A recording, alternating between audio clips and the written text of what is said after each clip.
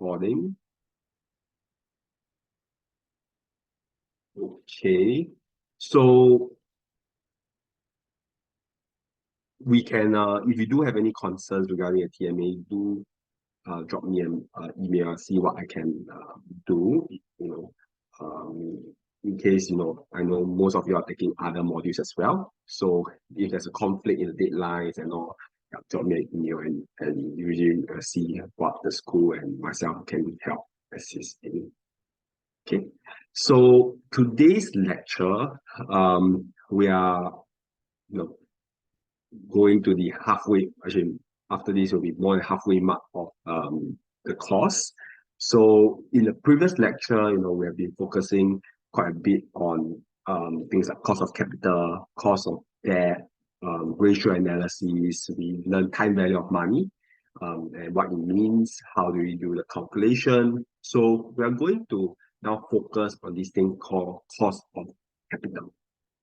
Okay, and the idea of cost of capital. So before we jump into today's lecture, let's just think about the idea of it first, before we go into details, right? Because the details can be quite, there are many steps to get the details.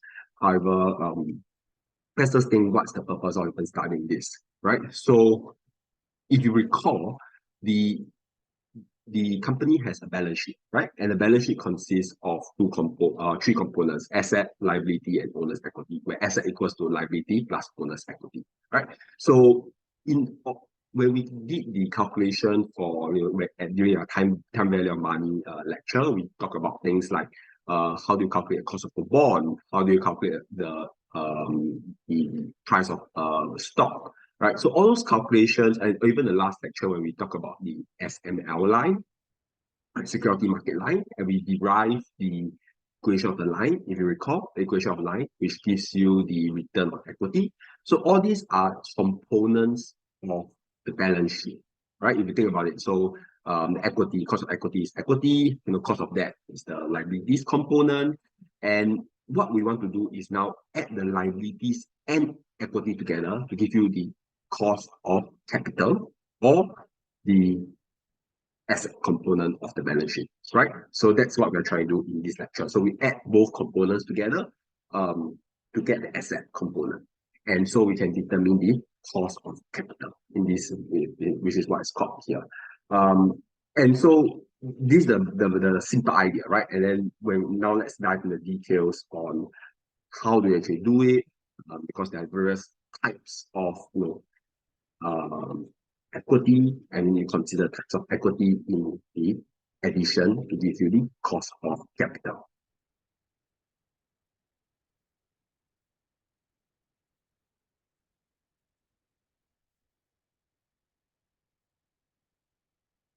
Okay. So cost of capital basics. Let me pull out my pen so that we can have a look at this. So the cost of capital basically is what the firm has in terms of using for capital fundings, or what's capital fundings like? Basically projects, right? So what is the sum of money the firm has for projects? Okay. So and this sum of money obviously has a kind of return tag to it and the risk profile tag to it, right? As we talk about finance, we always need to consider risk and return. So yes, you have a sum of money. However, how do you get this sum of money, right? Was it through borrowings? Was it through debt? Or was it through issuance of new equity? So those two methods, let's just say, have different risk profile. So we need to consider the aggregated risk of both the, let's say, the equity and or the liabilities.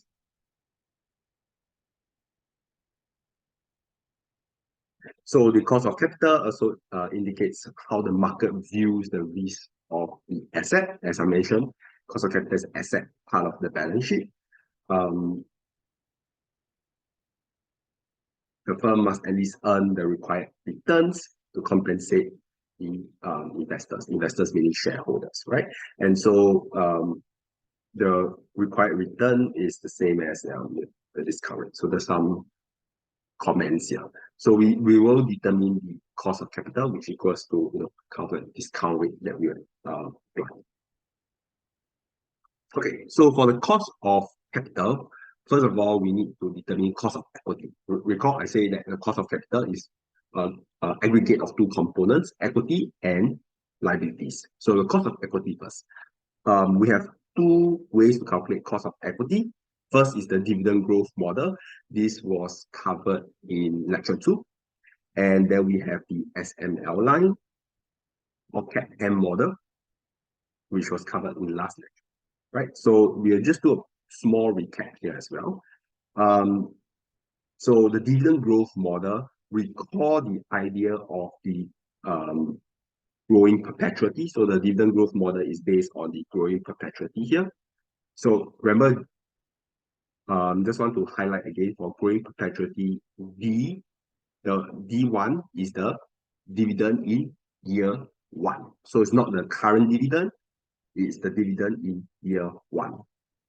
Okay. So I repeat, D1 is dividend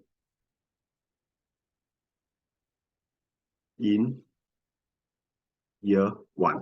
Okay, and it's not current year dividend.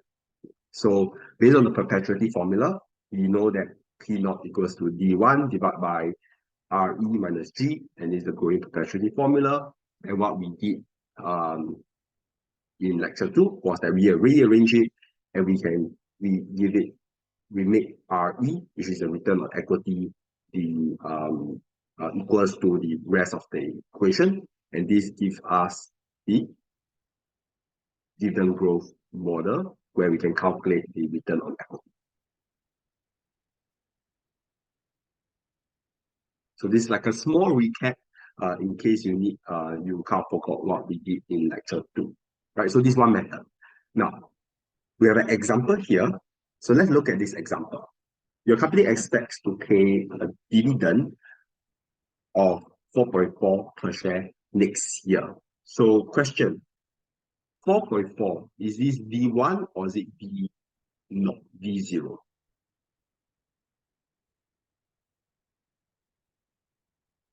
D1, thank you, you're right. So this is D1 because it's next year. Thank you. So dividend have next year, thanks. So dividend have grown at a steady rate of 5.1% per year. Okay. Current stock price is this. What is the cost of equity? So cost of equity would be, so we can look back at this formula, which says that, okay, cost of equity is D1 divided by P naught plus 3. So that's what we're going to do, right? So let's skip back. So we take D1, 4.4, 5.1 plus 50. I'll just put percentage here. So this oh, sorry. Wait. It's 4.4 divided by 50 plus G, which is 5. So this should give you the answer 13.9.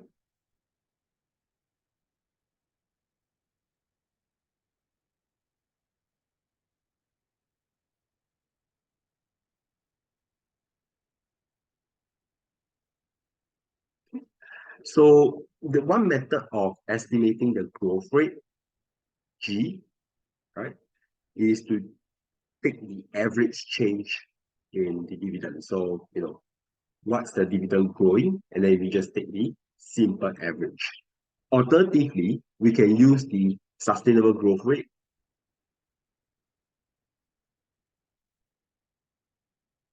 growth taught in lecture 1 to calculate G. Right?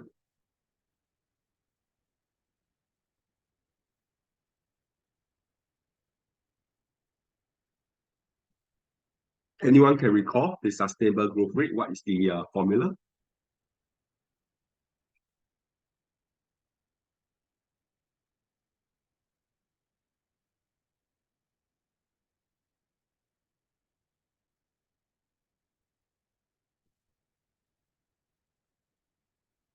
Um, no, okay, that is the dividend growth.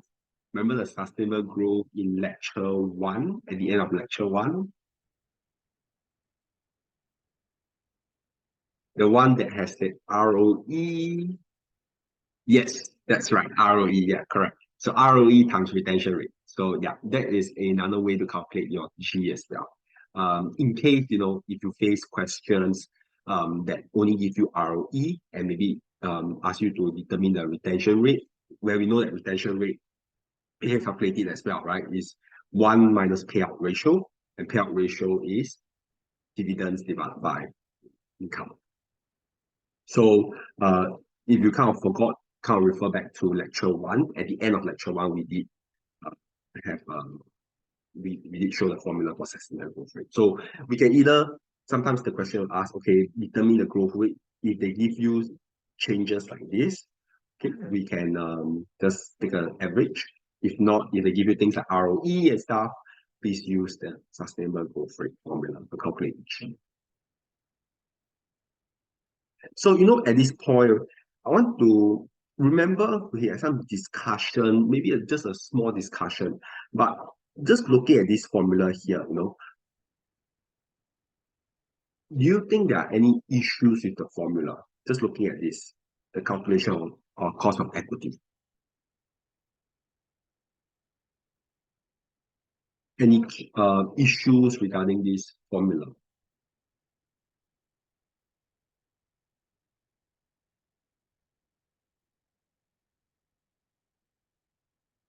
Or potential downside of the formula, maybe it's not so, why it might not be that good.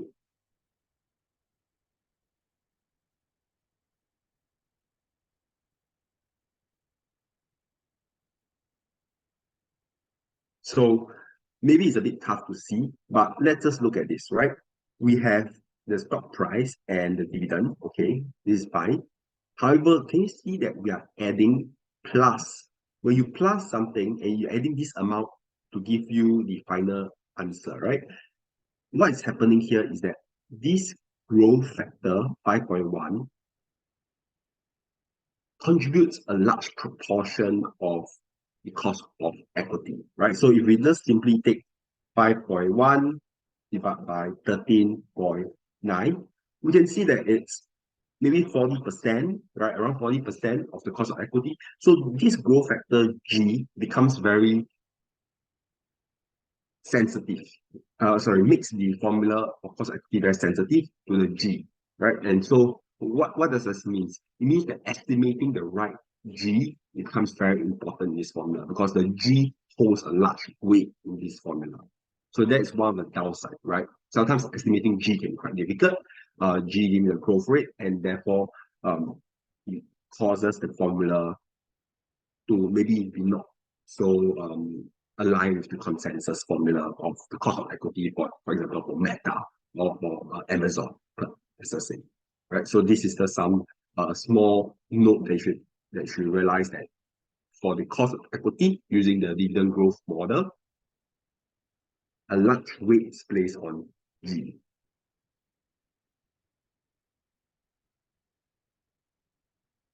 Right. So there are some disadvantages, advantages.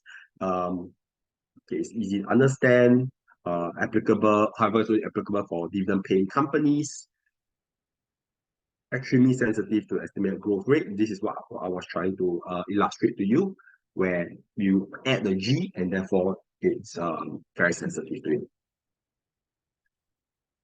And so it's not applicable if the growth rate is not at a reasonable or steady pace, right? Meaning the growth rate keep on changing because if you recall the formula, you just add the G, right? And then we just take average. How we calculate G, we take the average growth. However, if it's very if fluctuating a lot, it might not be so easy to calculate.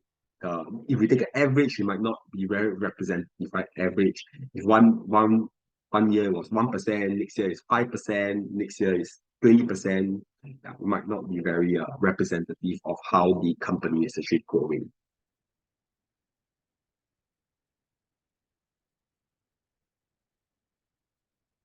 Okay, we have another small question here.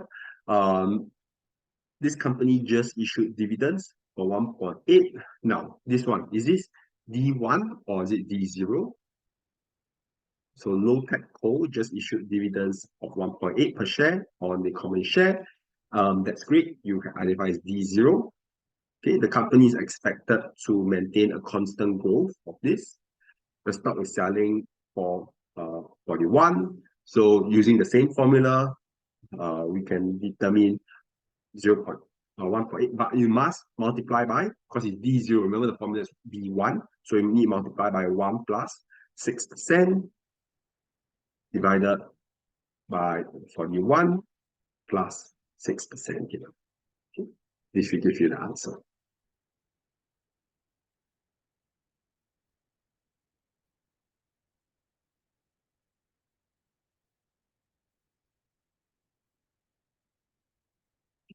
So the next way of calculating the cost of equity is what we did the last lecture, which is the CAPM model or the security market line. Remember, this CAPM model is simply the equation of line, right?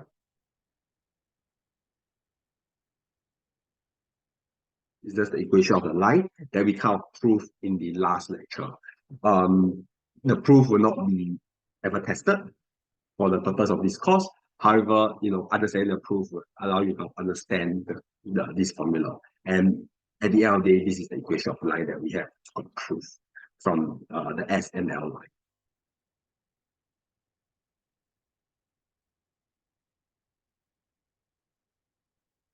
So we have an example here just to do a recap of what we have covered in last lecture. So using the CAPM model, we can find the cost of equity. So the cost of equity, so return of equity is given by what is the current risk-free rate, 3%. So I'm just using the CAPM model, 6%, right? Selected market risk premium times 1.2, which is the beta.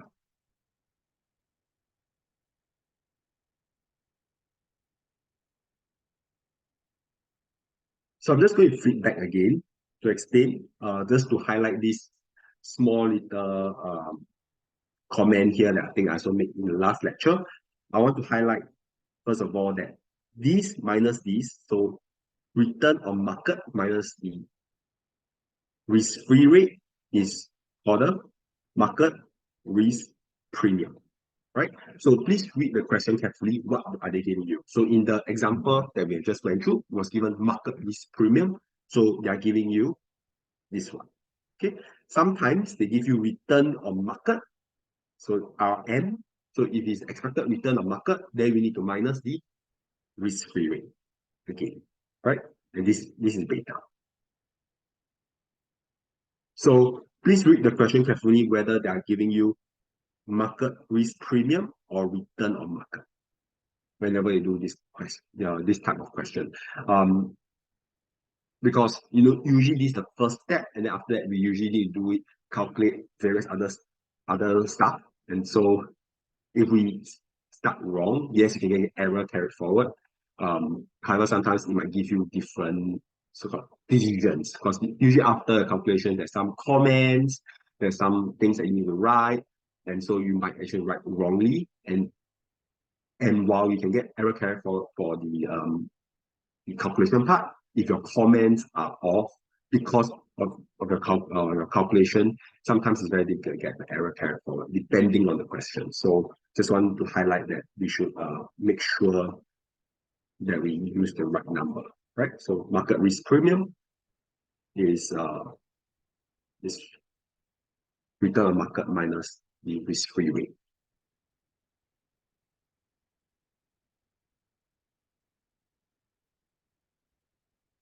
So there are some advantages and disadvantages as well using the security market line. So we kind of adjust explicitly for systemic risk, which is given by beta, right? It's applicable for all companies as long as you are able to calculate beta. And nowadays, if you go on your market intelligence tool like Bloomberg, Refinitiv, or even Yahoo Finance, you can find the data for almost every company or every listed company, say, right? So some disadvantage, of course, are estimating the estimated market risk premium, which changes over time. So you might want to do like an average if it makes sense for you.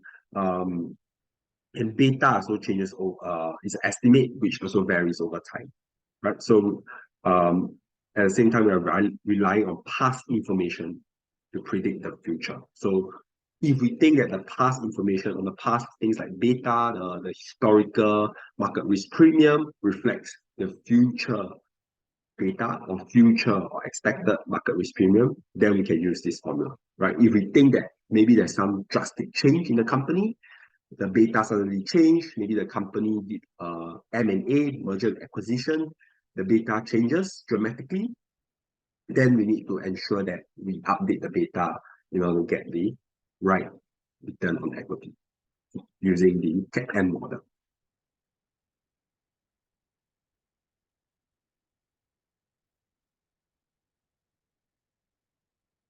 We have an example here. So CDD industries have a beta of 0.9. The market risk premium is 7%. T-bill is currently paying at 3.5. So T-bill is basically your risk-free rate, RF. Okay. CDB, most recent dividend was 1.8. So I think now everyone's expert at this. This is the not, right? Most recent. Dividend expected to go at 5%. Stock is selling at 4.7 per share. What is your best estimate? So since we are given information to allow us to calculate both methods, let's do both methods, right? Let's start off with the first method that we learned, which is the dividend growth model. So 1.8 times 1 plus 5% divided by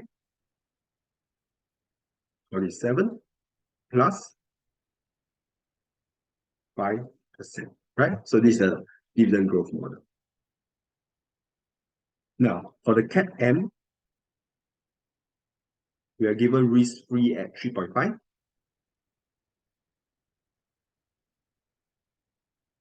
plus with a market risk premium of 7% times 0.9.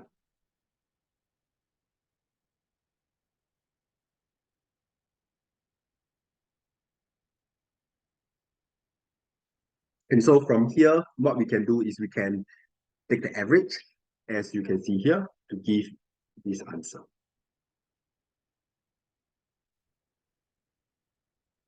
Maybe let's pause for a short while. Any questions regarding this?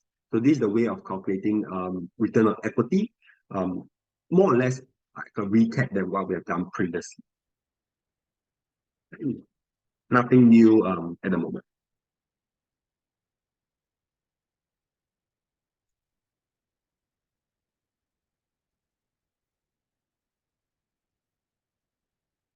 I think we are good, no questions. Okay, so we are done with the equity part. Now let's do the liabilities part, right? Recall that we are doing cost of capital, which is the asset. So we need to do asset equals liability plus equity. So now we need to calculate the liabilities, so you can add them up together. So in terms of the liability, in lecture 2, we also talk about this thing called bond. This will be a small recap as well. So what's a bond? So the idea that a bond is just, like I mentioned previously, is a piece of paper, right? Let's do a quick recap. It's a piece of paper where what's happening? You give your money to the company, okay? You loan the money company, and the company gives you a piece of paper called bond. And this loan, the loan that you give the company, you lend the money to the company, is for, let's say, 5 years, right? And how it works is that during the 5 years, the company is going to return you small amount of money, and we call this the coupon. Remember? And at the end of the 5 years, what happened is that you return a piece of paper, and the company returns you your original capital.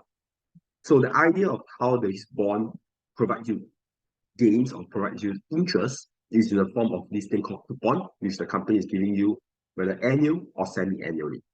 Right? That's basically the idea of bond. This is a piece of paper where the company passes to you.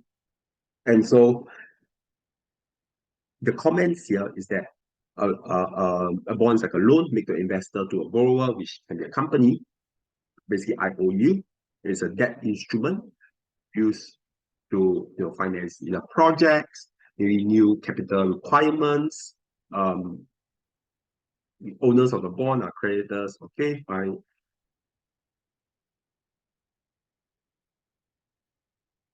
So bonds are usually securitized and traded over the counter. So over the counter meaning on the exchange, like Singapore Stock Exchange, New York Stock Exchange. They're usually traded on the exchange market, or sometimes it can be just privately between borrowers and lenders.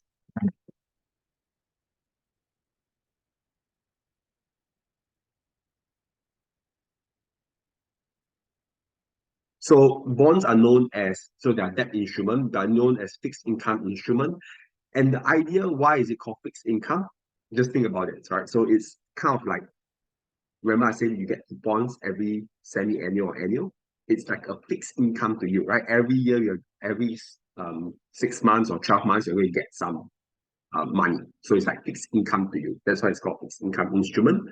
Um, it's given by the coupon rate. The bond has a maturity date. The bond may default if the borrower is unable to pay you back the principal, meaning at the end of the, let's say, 5 years, you return that piece of paper, the borrower says, oh, I don't have money, I can't pay you. Then the bond has defaulted. However, usually it's very unlikely that the bond will default. Most of the time, there's this thing called there are restructuring of the debt instrument where kind of get new money from other borrowers to repay you if you don't want to continue lending the money to the company, right? So there's usually some restructuring. So usually outright default is very unlikely.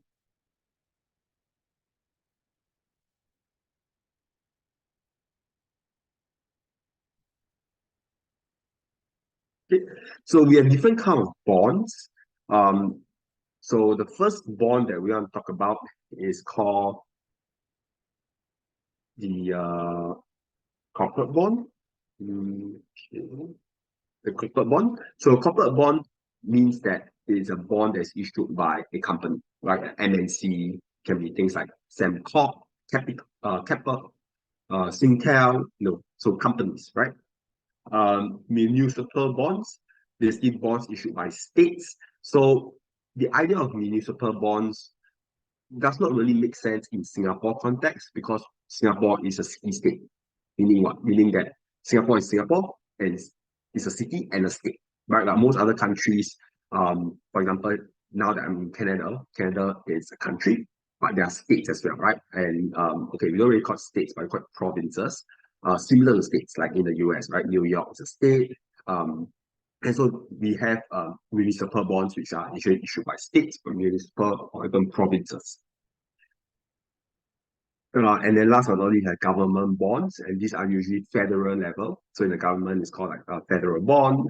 In the US is federal bond compared to state municipal bonds.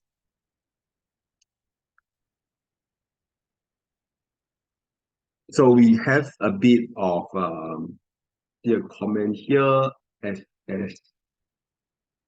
sorry, what's SSB? I'm not sure, not too sure. What does it stand for? Ah, okay, yeah. Okay, yes. Yeah, yeah, yeah. So that is a government bond, right? Because in Singapore, we have no municipal bonds. So we only have government bonds. Yeah, that's a saving bond. I think is this bond a short-term bond? You know, whether is it like a 1, 2 years bond or is it more long, is it a longer term bond? Or this as 10 years? Okay, 10 years is a long bond. Yeah, it's a long bond. Okay. So 10 years, that's good. So 10 years, what we're looking at, we can actually call these. So any treasury with one or less year is usually called T-bill. So these are short term. That's why I asked whether SSB is a short or long. So 10 years usually called a note, which is 1 to 10 years, right? So we differentiate bonds in usually three tranches: less than 1 year, T-bill, um, and then we have usually have a middle level as well. Sorry, the middle is a note which is 1 to 10, and then we have beyond 10 as well, right? And then more than 10 usually call a bond. So we have three tranches. So in terms of SSB, is considered a note. So a T-bill, is considered a government bond, yes. However, a T-bill is just less than 1 year. So I want to highlight that all these are all considered a bond instrument or fixed income instrument. Now, the only difference is that based on the maturity, we have different names for it. And in this case, for a T-bill is considered less than 1 year. 1 to 10 years is called note, and more than 10 years called bond. So it's just some terminologies, but they're all considered fixed income instrument or types of bonds. We do have some things called an agency bond. This again is not too common in Singapore because we can't really buy these kind of agency bonds. There's this LTA and there's HDB here as mentioned. However, this usually is not traded in the market. It's a bit tough to buy these kind of bonds, so you might not see. Monthly, there can be bonds that pay out monthly or quarterly. However, most bond will pay out semi-annual. So semi-annual is like the market standard. There can be monthly and quarterly as well, but they are not so common. Or even annually payout is also not so common, but there can be. I mean, there are, not there can be, there are.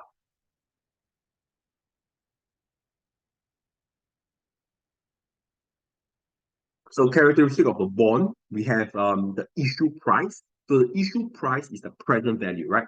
How much you're going to pay for the bond now, if you buy the bond now. Okay. We have the face value.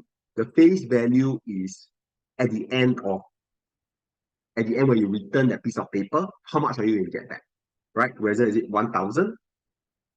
Usually it's 1K. So bond, the standard is 1,000 is the one. 100, not so common. Usually 1,000 is the future value of the bond. And this is what's the future value, meaning that you return the piece of paper, the company is going to give you 1,000. So usually that's the conventional bond. So sometimes you buy two bonds, it means that it's 2,000 at the end. So the bond price might fluctuate due to change in market.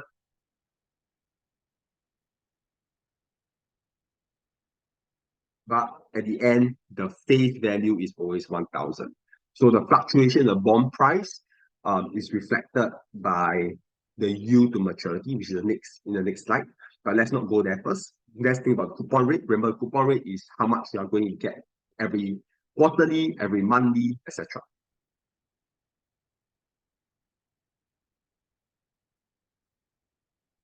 Um, more frequent payout. So actually, more frequent payout. Now, so this depends.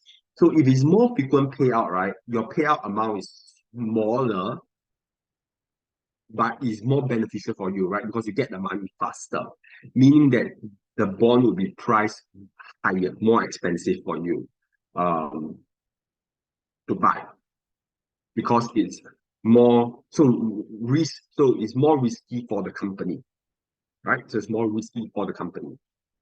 It's less risky for you because you're getting money faster, right? Does that make sense? So more, yeah. Okay, that makes sense, right? Okay. Yes.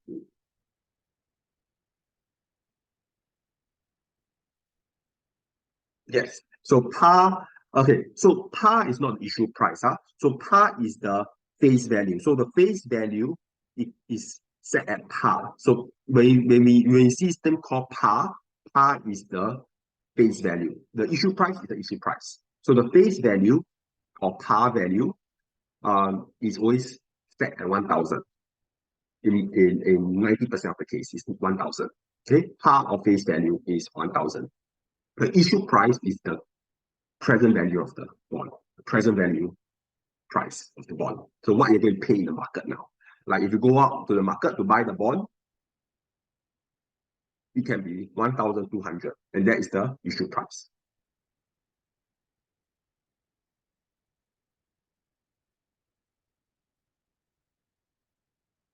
Yeah, that's right. Yeah, you're right. Because they take higher risk because they pay out more often. Yes. So, sorry, Raja here, just a quick question. Instead of typing, I just asked. The issue price, that means the issue price is not necessarily right at the start when they originally issue. So you're saying even when in open market, when it is traded, that is, if I were to sell to another person after buying it at the issue price, that is still considered issue price? Even if Yes. it's not right at the start. Yeah. Yeah. So if the bond is traded, yeah, right. That's right. So yeah, when the bond is traded, and then let's say uh, halfway through the bond life, it is being traded to you or sold to you. So that is for you, I guess, the issue price for you. Yes, that's right. And so that price changes based on that's why there's a bond price fluctuation. Okay, so the bond price equals to the issue price for different people. So different people could be buying it at different issue prices as time goes by. Okay, Yes. noted. Thank Yeah. you. So the thing is, bonds can be a bit more complex. Um, okay, we'll see why in a little bit versus um, we can see in the next few slides. Bonds can be a bit complex when we think about this question about issue price and current price. And this is a very good question. Okay, so let's just hold that thought for a little bit and we'll see the details in the next few slides. So we have this thing called discount bond and premium bond, where the price of the bond actually changes. So we'll see that in the next few slides as well. We'll just hold that thought. But what's important in a bond is this thing called yield to maturity, YTM, right? So we have two rates in a bond now. We have the coupon rate, which is the rate that gives you the so-called monthly, semi-annual kind of like returns, right? And at the same time, we have this thing called yield to maturity. So yield to maturity basically say what is the yield of holding the bond till maturity. So I think in the question, Raja was asking a question. Okay, what if you sold the bond halfway, right? And so when you sold the bond halfway, your yield to maturity basically changed because the number of years to maturity. Let's say you sold the bond, it's a 10 years bond, you sold at 5 years. As a receiver of the 5 years bond, your yield to maturity becomes 5 years, right? So it's shortened. And therefore, this changed the entire yield to maturity on the bond. And so the difference between yield to maturity and coupon rate should be differentiated, right? Coupon rate is fixed based on the monthly semi-annual payment. Yield to maturity changes over time as well because if you sold the bond halfway, the number of years left is much lesser, right, over the remaining life of the bond.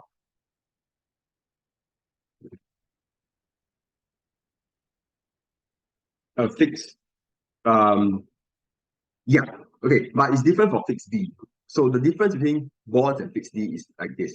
For bonds, you are getting monthly or more commonly semi-annual payments. But remember, fixed D, right, you get your interest at the end of the fixed D, right? So if your fixed D is 2 years, you get your interest at the end of 2 years. So that's the difference. So bond, you get it money, so it's a fixed income. Fixed deposit, you get it at the end of the fixed D holding period. So bonds, so going back to yield to maturity changes over time. based on the number of years left, and other factors as well. We'll see in a bit. So if a bond is bought, so if the bond is bought at par or face value, meaning that, okay, so if the price of the bond is 1,000 and your face value is 1,000, the yield to maturity equals to the coupon rate. And this is by mathematical calculation, right? If the bond price is 1,000, the par value or face value is 1,000, that means your yield to maturity must be equals to your coupon rate. That's all, right? Because if you just think about it, right, you're going to loan 1,000. The company is going to return you 1,000 at the end of, let's say, 5 years, right? This bond is 5 years. Meaning whatever interest, which I mentioned that is coming from coupon, must be equal to the yield to maturity, right? Yield to maturity basically is the total yield for the whole period, must be equal to your coupon rate. Right, I hope that makes sense, right? If you kind of let's think like logically, yeah. If you give 1,000 and receive 1,000 at the end, all interest must be coming from coupon, meaning that the yield to maturity equals to coupon rate. I couldn't recall this when I think we've discussed this before, but bond rate with the issue price, I mean, right at the start versus the maturity, would they be exactly the same value? Like, let's say $1,000 is the maturity, when the bond gets issued right at the start, originally it will also be $1,000. Am I right? Or would there be like some kind of capital appreciation apart from the coupon rate? Okay, that's a very good question. That's where we have this thing called discount and premium bond. So the price can change, the starting price, right? It can be issued at 800, but at the end, right, the face value is always 1,000. Okay, so par value or face value is always 1,000, but we can have certain conditions where it might be a discount, meaning that it's sold for less than 1,000, or premium bond, that means sold for more than 1,000, 1,001. And we have a discussion about this in the next few slides. So let's discuss that in a bit. So you can have two different conditions: a premium bond, which is sold more than the par value, par or face value, or discount bond, meaning sold less than the par or face value. So the determinant of the coupon rate is determined by a lot of factors, but two main ones that we're going to understand is the time to maturity and the credit quality of the bond. So the idea goes back to the risk profile, right? So the longer the maturity date, the higher the risk, the higher the interest rate risk, or the higher the coupon rate, right? And it makes sense because longer maturity, more risk of, let's say, changes in interest rate, more risk of inflation, or even idea of the opportunity cost of money, right? You're locking in the money for a longer time, so you're supposed to be rewarded more. Okay, so it's higher coupon rate. At the same time, a lower credit risk bond, lower means that it's more easy to default, right? If something is very easy to default, you will want to expect to be rewarded more, right? So like a lower rated bond would give you higher interest rate or higher coupon rate in this sense. Okay, so this is just a pictorial version of how we can see this. Longer the maturity, higher the yield, or higher the coupon rate, right? In this case, we use yield to maturity, higher the yield to maturity, because we want to say the percentage interest for the whole remaining period of the bond, right? That's why we use yield to maturity, because coupon is just per year basis, right? Or per semi-annual. So we use yield to maturity instead in this case.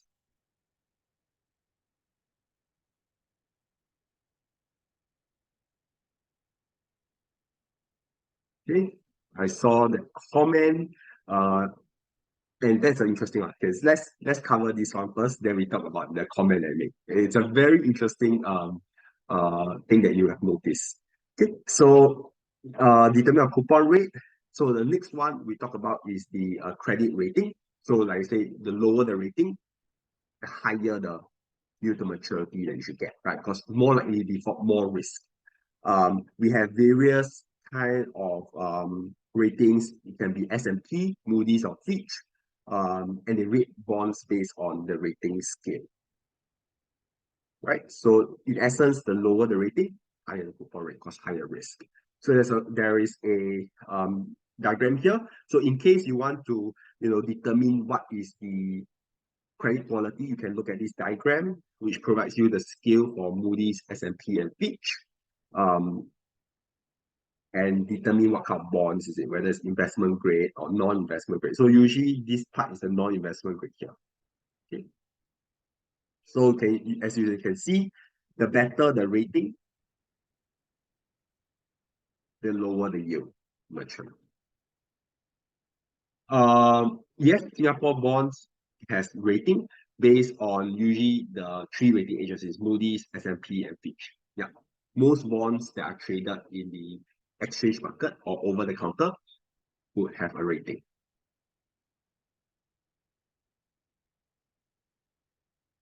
Okay. Last but not least, this is one of the most important characteristic of a bond. The price of the bond is inversely proportional to the interest as given here. So this is the most important characteristic of a bond, that if you are going to pursue more finance topics in the future, more finance modules, you need to know this. So this is the base of the bond. So what does this mean? It means that as interest rate, and this interest rate means environment, right? Interest rate environment. What happens is the interest rate environment decreases. So if interest decreases, the bond price increase. So they're inversely proportional. Now, if the interest rate environment increases, so I increases, the bond price, P, decreases. Now,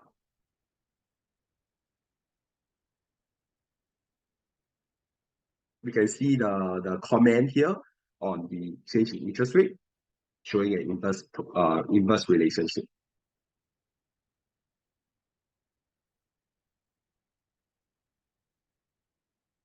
Okay. Now we have different type of bonds, and this is where we will talk about the premium bond, the premium and discount bond. But before we do that, I'd like to just answer this question here posed by your friend. So now SSB pays out less than T-bill. So we know that SSB is a 10-year bond, right? So if you're interested, so bond is a very interesting topic because most people like to think about equity, they focus a lot on equity, right? But bonds are a market that kind of allow you to predict the equity market. So this is not part of what you need to know, but just for general information, why is SSB paying less than T-bills? So T-bills are short-term bonds, right? Less than 1 year, sometimes can be 1 year, so you can consider T-bill. The idea is that your long-term bonds are more sensitive to interest rate changes, okay, because they are long-term, they're more sensitive to interest rate changes. Now, your T-bill are your risk-free treasuries. So your risk-free treasuries, the rate of your risk-free treasuries are determined by your current interest rate that the Monetary Authority of Singapore imposed. So the reason why your SSB is paying out less is this thing called the inversion of the bond yield curve. So this is a bit more advanced. So normally the bond yield curve is like this. And with what we talked about earlier. So when it's longer, you as a holder of the bond, you should be paid more, right? Because longer means higher risk. And SSB is higher risk, right? So you should be paying more. Now, the issue with this market at the moment is that there's an inversion of the yield curve. Meaning what? Meaning your SSB, which is long term, is paying out less. And the reason why is because the market is very negative. So usually when the inversion of yield curve happen in the market, if you notice historical data, it would be a good indicator of a recession happening. Why? Because investors are going more and more into longer term bonds, meaning what? They feel that in the short term, the market is not going to do well. That's why they want to hedge their long-term risk and go into long-term bonds. And when a lot of investors go into long-term bonds like SSB, there's a high demand, and therefore the price actually goes up, and meaning that the buyer gets lesser money, right? The company is, there's so much demand, I'm not going to pay you so much, right? I'm going to pay you less. That's why SSB is less. Then your T-bill, which is paying higher returns. So this is just a slight digression. Hope you can understand this because if you are really interested in bonds, as you go deeper, this is something more interesting that you'll notice in the market. So that's a good point. That's why I like that point. There's an inversion in the yield curve. Inversion meaning that the yield curve is not normal now. It is inverted because of the concept of a possible recession.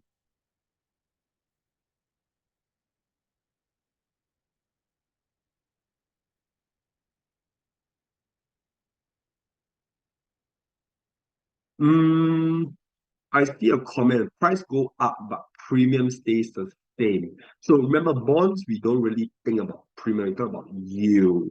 And price, basically the idea is that the yield is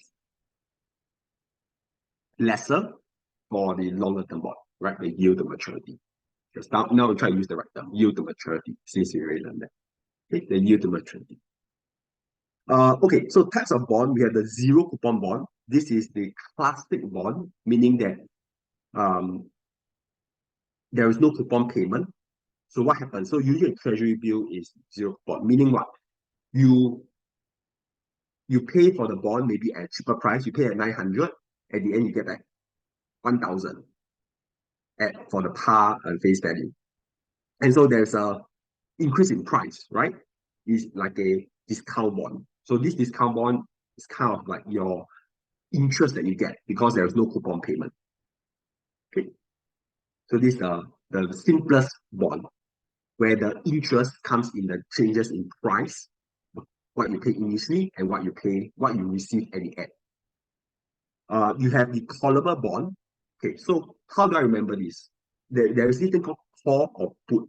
So a call bond means that you want to buy it back, right? You want to buy it back, meaning the issuer of the bond, the company, can actually buy the bond back. Now, if you just think about this, if the issuer or the company can buy the bond back, it's not good for you, right? As a holder of the bond, means that the company can just, I want the money, I want the piece of paper back. The company demand the piece of paper and then return you the par value. It's not good because, for example, you are receiving, because once the company do that, you are receiving less interest, right? So a callable bond is not good for you as the holder of the bond. Means what? Means that generally the company will have to pay you more, right? More interest if there is this option to call back the bond. Okay, I repeat again, because you are losing out when the companies buy back the bond, the company needs to give you more interest in the form of yield to maturity. So more yield to maturity compared to a non-callable bond because you are losing the interest if the companies call back the bond, right? So it's not good for you. So you are supposed to receive more money or more yield to maturity in this case. So higher yield to maturity.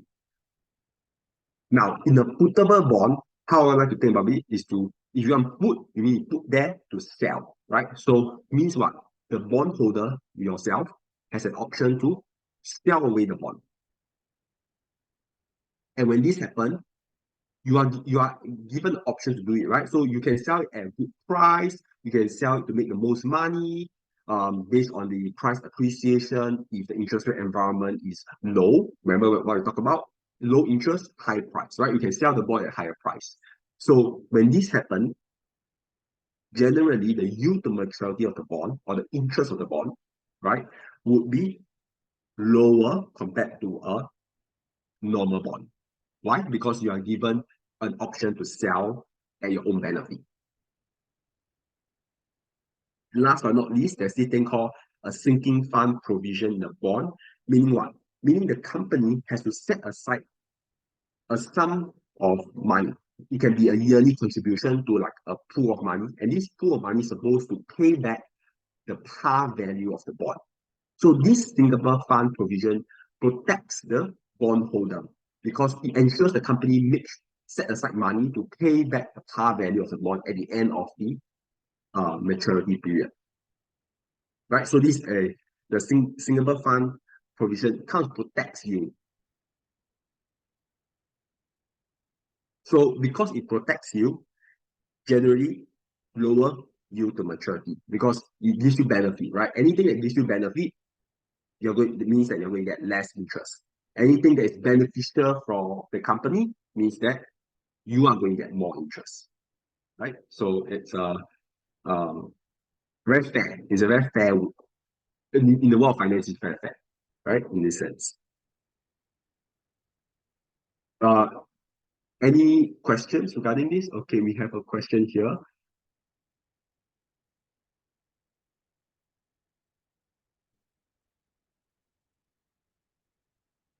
Okay. Fixed. Okay. So in the sense of the zero coupon bond and a fixed D, now in terms of the cash flow, right? How the cash is flowing, meaning that you're getting money, the interest at the end is the same. You're right. So in that sense, for a zero coupon bond and a fixed D is the same in terms of the cash flow, how the amount of money you get, the interest you get. Now, the concept of the fixed D and a bond is different because a fixed D is basically money that you are giving the company, right?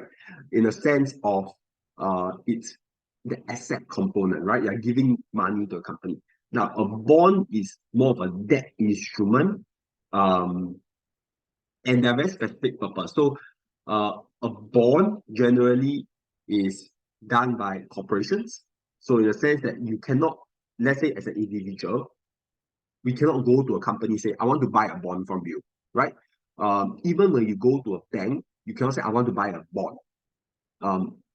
Most of the time, what they're selling you is a thing called a mutual fund, which is like a bond fund, or things like ETF, right? An ETF of a bond. This is very common now. If you do investments in your in Mumu or you do it on Tiger Trade, whatever you buy that considered bonds are like ETF of a bond. Now, a fixed D is different. A fixed D, you can go to a bank, you actually really buy the fixed D, right? So that's the difference between a bond and a fixed D. The cash flow might be the same, but the purpose of the instrument, the financial instrument, is very different. Liquidity depends on, I think it's the purpose of the instrument. Yeah, maybe the liquidity of the company's liquidity considerations are different. Definitely, the company's liquidity considerations for a bond, as we mentioned earlier, it's more for like projects. It's a debt instrument. The company is trying to raise money, right? But fixed D is really like you can just go to a bank and get a fixed D, but you cannot go to a bank to buy a bond. Because a bond also the amount is big. Bond usually is in billions, millions or billions, like 100 million, 200 million bonds.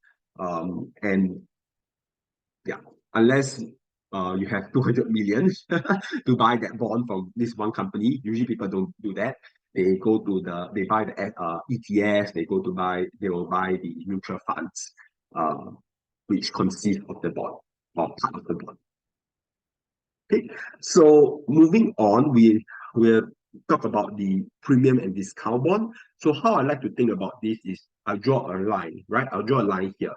A premium bond starts off high, right? So this is the par value, par. So par at 1,000, right? So a premium bond starts off high and goes down. So the price of the bond goes down. sorry, the yield to maturity of the bond goes, the price of the bond goes down to 1,000. So it might start off with 1,500 and it goes down, right? And how do you determine premium bond? The coupon rate is always more than the yield to maturity. The bond price is more than a par, and par is fixed at 1,000. So if it's higher than par, you know it's a premium bond. And then you check the coupon rate versus yield to maturity. If coupon is more than yield to maturity, it's definitely a premium bond. And the price decrease over time. For discount bond, what happens is that you pay at a cheaper price and the price appreciates over time, right? So this might be, let's say, 800. So the price will go up over time. The characteristics is that the coupon rate is less than yield to maturity, the bond price is less than par, and so the bond price increase over time. Okay, so that's the difference between premium and discount bond. Last but not least, we have this thing called a negative yield bond. It's very unlikely to happen, but what happens in negative yield is that you're actually getting less money at the end of the day. So you're not actually paying interest, you pay the company interest to take the bond. It's a very strange concept. I try to explain to you here, right? And in this case, is this so-called a German bond that gives zero coupon. At the same time, your par of face value is 100, but you're paying 103, right? So what is happening here? In the sense that, can you see that you're paying 3.61 more than the par value, right? 3.61 more, but you have zero coupon. So basically, I'm losing money, right? And sometimes the idea of it is that you might want to achieve certain asset allocation target because you want certain exposure to government German bonds, right? That's one reason why you buy such bond. Another reason is that you hope that the interest rate environment would change. So what does this mean? So this bond might be sold at very cheap price, so it might be cheap. And what we hope is that, because remember, price of the bond is inversely proportional to interest. We hope that the interest would fall so that price increase over time, right? So sometimes this kind of bond is used for trading purpose, speculation purpose, in order for the traders to gain profits. Because these kind of bonds usually are sold for really cheap price because of being a negative yield. Okay. Can I find out, right? The yield, the minus 0.11%, how do you get it, or what is the formula behind this yield to Yield to maturity. yield to maturity? Yeah, that's right. Sure. So we use the rate function, rate in so we have example in the next few slides, but thanks for asking. So you use the rate function in Excel. So the rate function asks you to input various parameters. Let me just zoom in here. Okay. So what you have to input is what is your PV. So your PV is your 10, let me see, 103.61.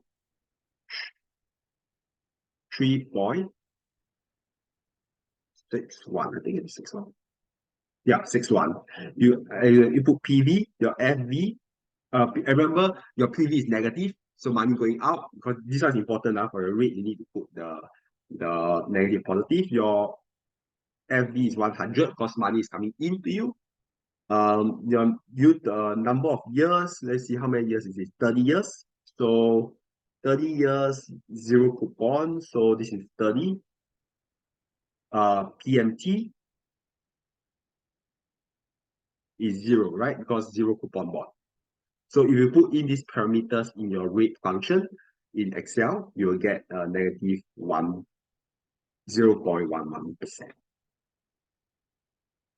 So that's a good segue. Thanks for asking a question. It's a good segue to understanding how you calculate yield to maturity, because that is the value you want to use for your cost of debt. Cost of debt meaning the cost of the bond, right? Because remember, at the end of the day, we are trying to calculate um, the debt component, so you can add with the equity to give you the asset, right? So this is the cost of debt. Okay, I'm just going to go on. So method one, cost of compute the yield to maturity using the cost of using what we done earlier, rate function.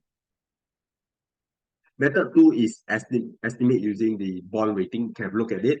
Not very commonly used. Usually people use this method one instead, right?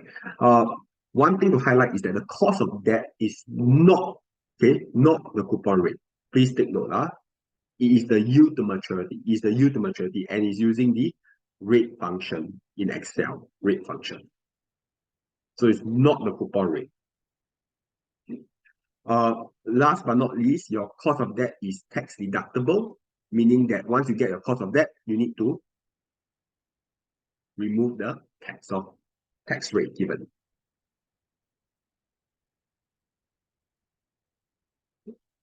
So I see a question here, which has higher priority, say enterprise bankrupt. So the thing is, bonds usually has higher priority over equity holders. So bond holders are protected more than equity holders, which is why in the market, when you compare equity and bonds, usually bonds give you lesser returns because they are taking lesser risk. In case in a bankruptcy, you will get your money first.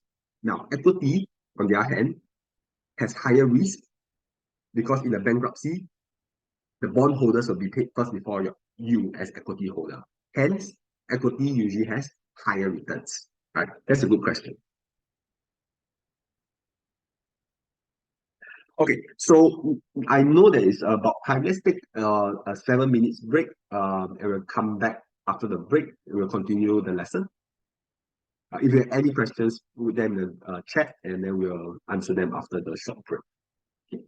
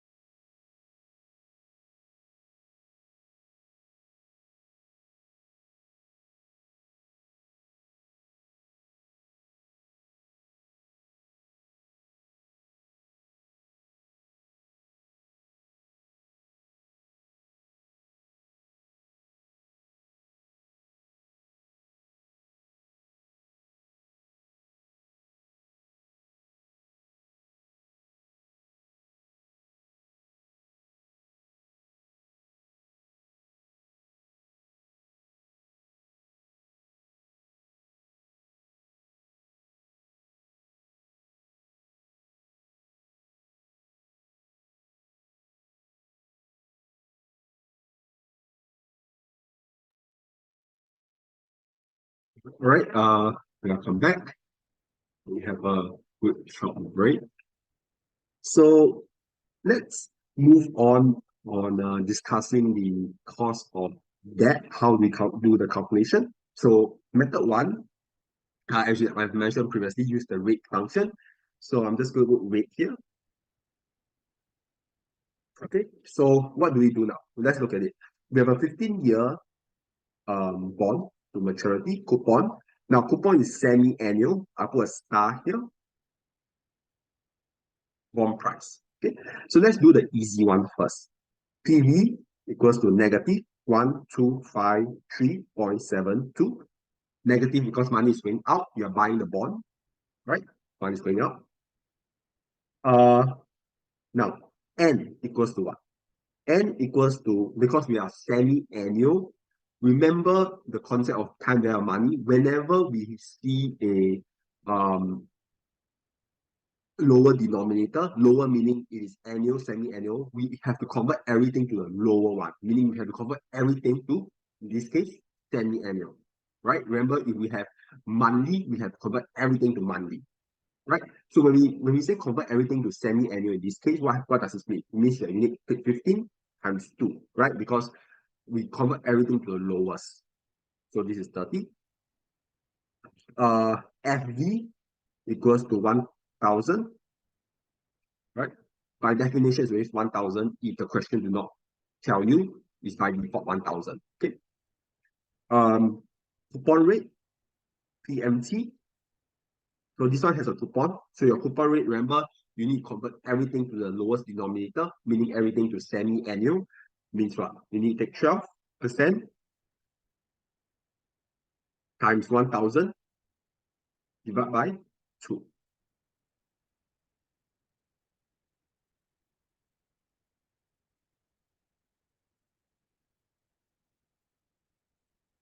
Okay. You plug this into the Excel formula using rate, you should get the yield to maturity. Now, there's this thing where you need to, okay, so maybe in this case, I should show you the calculations here because this is the first calculation for the bonds. I'll share my screen to show you how to do the calculation on Excel. Okay, so you can see my screen now. Let's use the rate function. I put the parameters already as shown.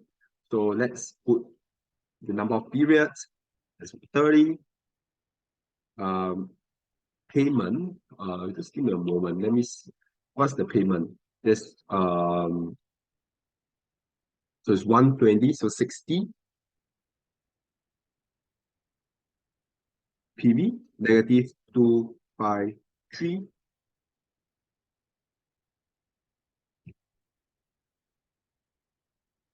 FV. Okay. Did everyone get this answer on your Excel? I encourage you to give it a try.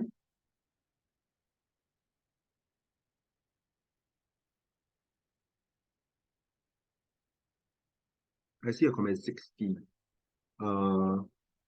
Yeah, thanks. 60. Okay. So now this is the yield to maturity, but based on semi-annual. So the actual yield to maturity, what must you do? You must take this, multiply by 2. So this is your answer. This is, I put a highlight and bold here. This is very important because it's semi-annual. When you use your rate function, you are calculating based on semi-annual. So the yield to maturity, you need multiply by 2. Okay, this is important. So this is not answer. 8.9 is the answer. So I highly encourage you to give it a try. Okay.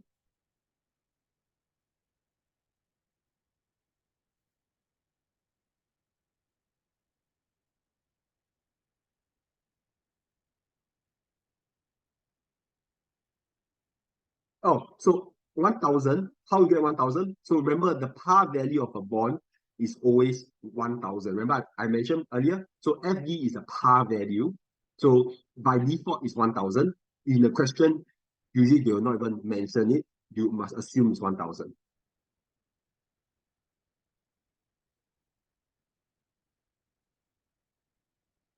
Most welcome.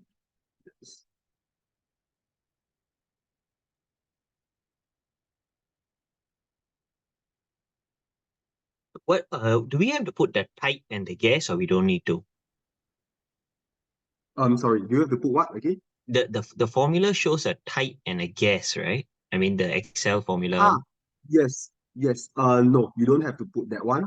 So, type, um, in lecture, I think two, we did mention a little as well. I think there's a proper comment about it. You can look at the comment, but the idea is that type gives you, remember, the annuity due, or is it ordinary annuity? Basically, where the cash flow starts from. Yes, that's right. Thank you. And guess is if you have two answers, right? Sometimes when you calculate rate, right, especially for rate, you might have two answers because what happens in the background of Excel, they plot a curve, and sometimes your curve is like this. It's a quadratic. So whenever there's quadratic, there'll be two answers given, and the guess function would say, okay, guess based on, let's say your cutoff is more than zero, more than zero. You want anything that's more than zero, right? More than 0%. Okay, so your guess would give you this value here instead of this value here. So that's the purpose of guess. We'll use this function in the next, I think if not wrong, the next lecture, we'll use a guess function because we will have a quadratic kind of answer. So normally in a 90% of the case, you do not need to care about the guess function. They'll give you the right answer because there's usually one answer. And we'll see one version of a case where it's not in the next lecture. Yeah, guess give you which is the most suitable. That's right. And you're saying that you don't have to put the type as well, like when you need to do the Yeah, payment. yeah. Okay. You And, don't and have can I to can I just Mhm. unless it's and starting beginning of the period you put one. But so you need to read the question. So but So this particular by one we default, are paying at the start, right? I mean, because aren't you paying the 12,053 at the start, or so the start or end is for the payments. The payments meaning this one, the coupons. So by default, the coupons are paid at the end. So if you don't put anything in that formula, it means it assumed as zero. Zero meaning is at the end of period. So it's assumed as zero in the formula. okay? And so could I just see the formula again, because Mm. my Excel Okay. gave me an error when I put in some figures. Okay. No, most most definitely. We're gonna see. Okay. So there you go. So type and guess. I just leave it blank.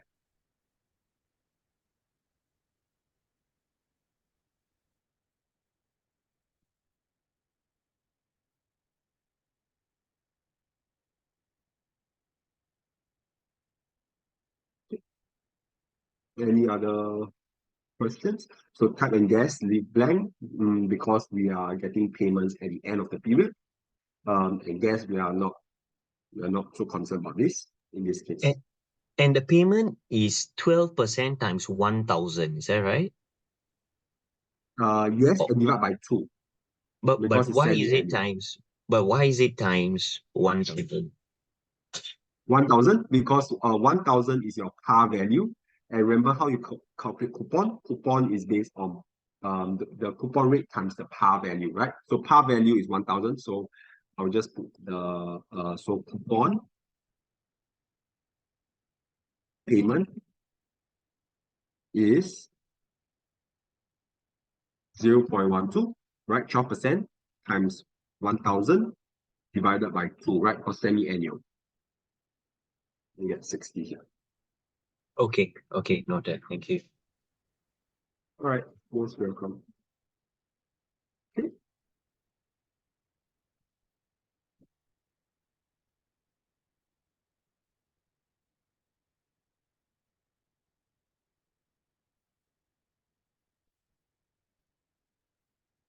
Okay. So we have another example here.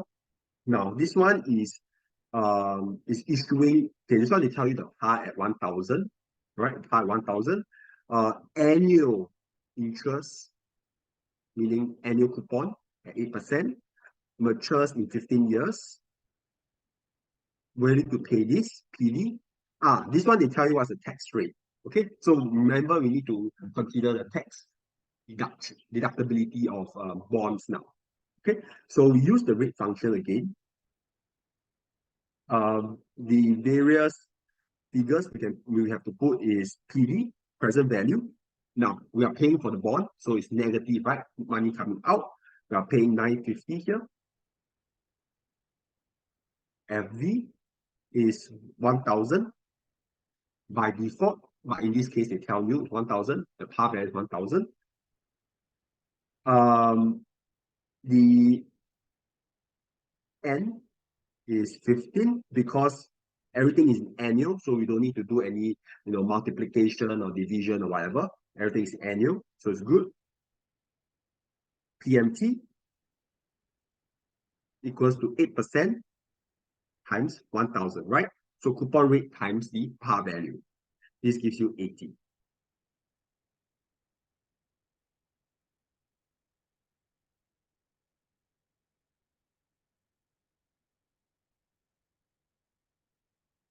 So once you plug this into the rate formula here, you should give a answer. Then you need to multiply it by 1 minus 35%, right? Because now they give you the tax rate. So you need to consider the tax deductibility of your bond. And this should give you 5.6%. So this question a little easier because it is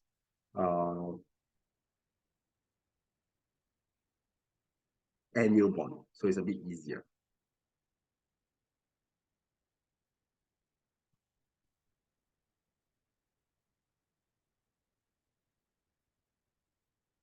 Just check something.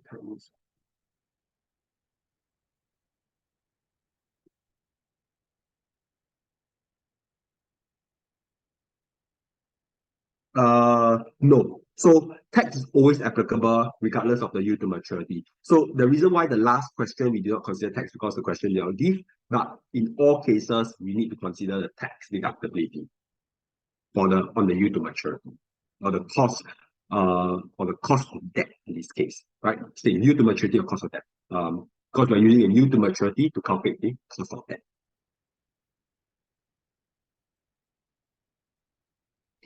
Any other questions regarding? I encourage you to follow me by trying to put these numbers into Excel here. So make sure that you are confident on using Excel to calculate the yield to maturity. Again, I repeat, the yield to maturity is not equals to the coupon rate. Okay, it's not equals to coupon rate.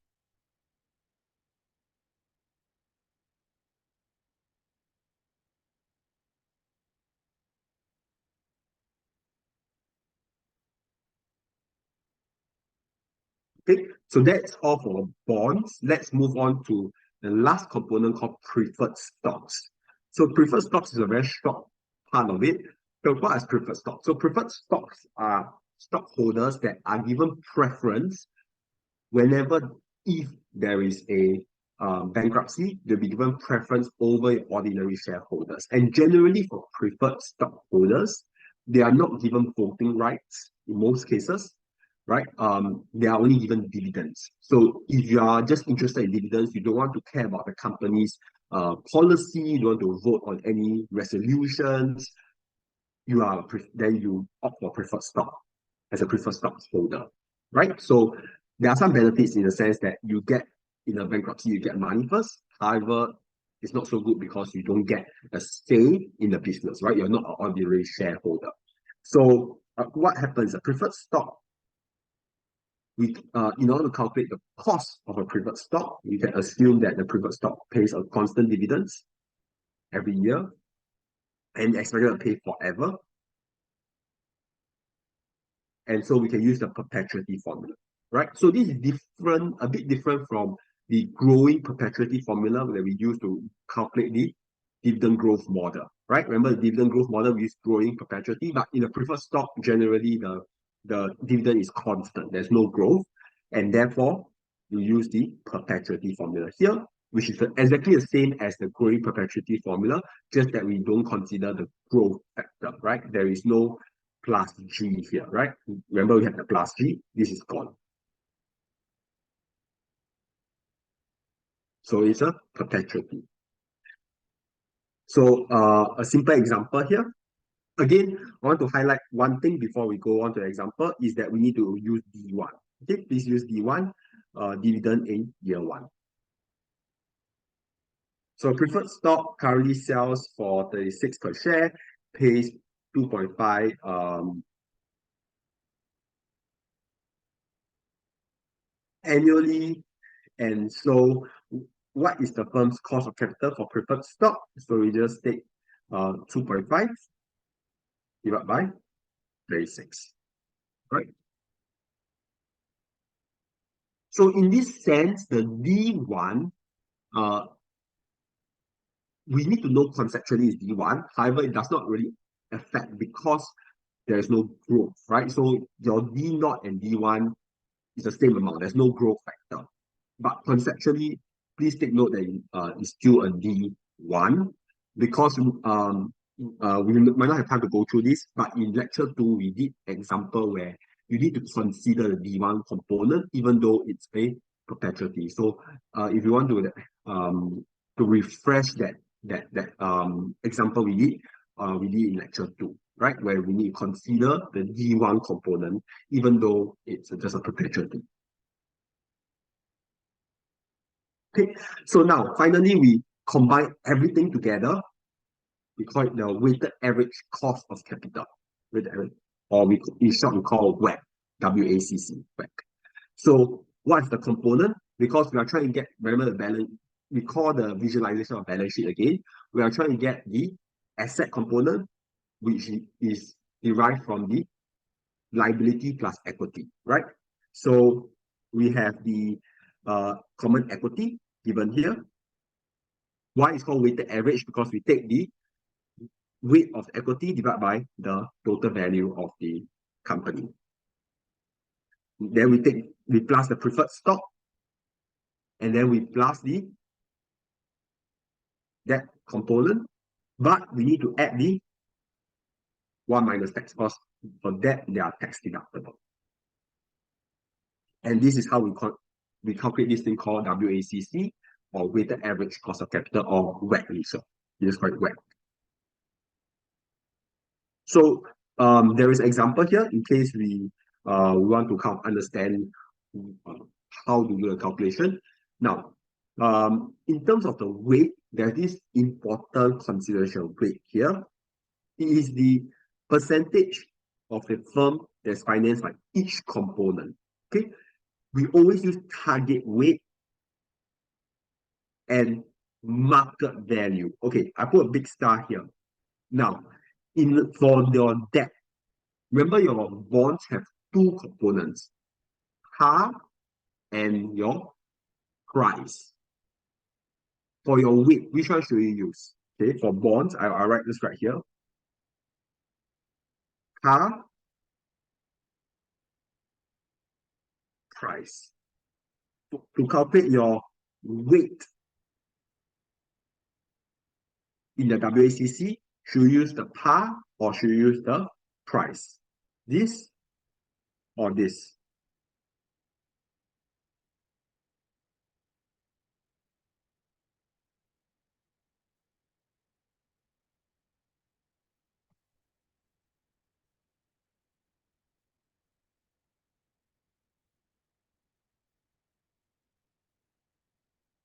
Price. Thank you. You're right. Price. Please use price, meaning the PV number. You're right.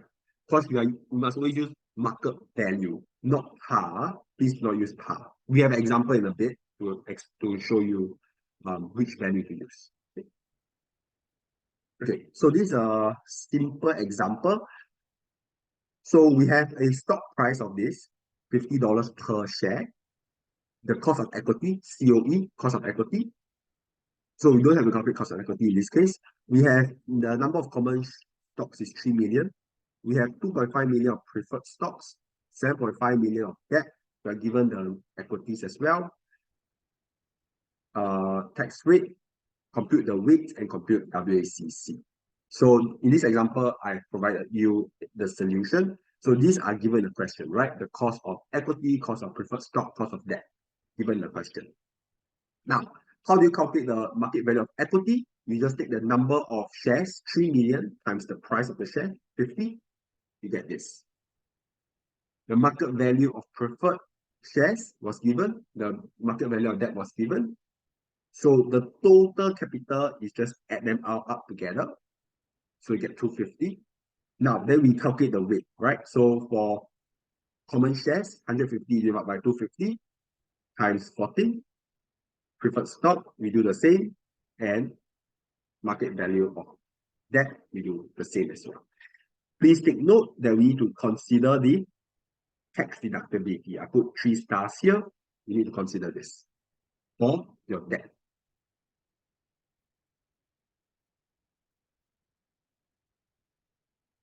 Okay. So I'm going a bit fast on this because I have an example that I want to explain and work out the solution. Because this one has provided solutions. The other one has no solution. So I will work out solutions with you. So I'm going a bit faster on this one. Now, factors that are affecting WACC, market conditions such as your interest rate, because interest rate affect your bonds, your tax rate as well, because there's tax deductibility, the firm's capital structure and dividend payout policy, the firm's investment policy, right? So how much does the firm want to use in terms of equity? How much should they use in terms of debt for the let's say for the project, right? If you're doing a project, how much they want to use? Because they know that equity is more risky, debt is less risky. So what's the proportion? So this will affect your WACC. Let's see. Okay, so I want to skip this example because I have I'll skip this example, you can look at it, but I have another example without solutions. Okay, this is the one that I want to work out together with you. Okay, so let's try to work this solution out. So we are given two kind of information, debt and equity information. We are given, let's look at equity first. Okay, so let's focus on equity. So we have 50 million shares, $80 per share. Beta, market risk premium. Okay, so we are given market risk premium. So relatively easy, right? We can use the CAPM model. So what do? We take 5% plus 9% times beta, right? This is your CAPM model. And it will give you, let me just pull up my calculator. I just want to calculate.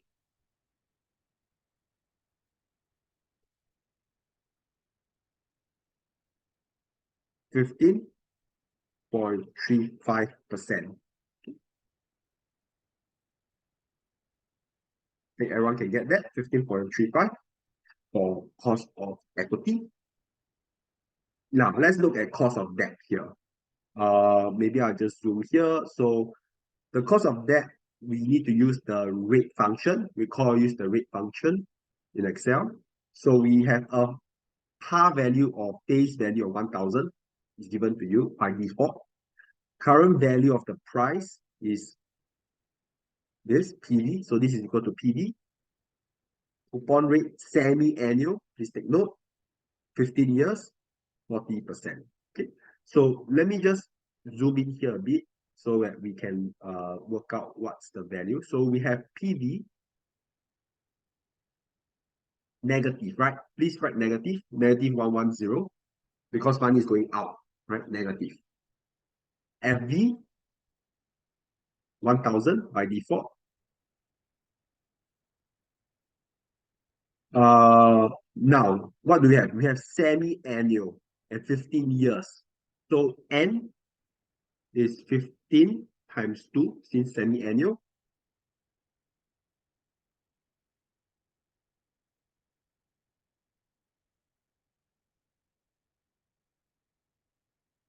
Payment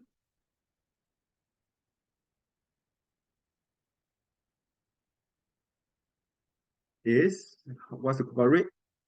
9% times 1,000 divided by 2, right? Because it's semi-annual.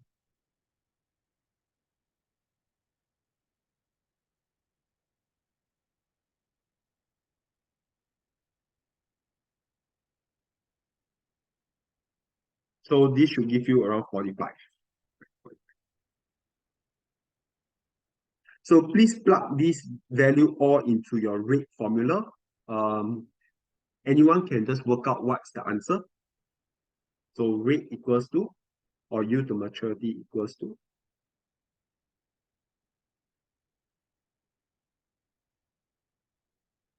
What does it give you in Excel?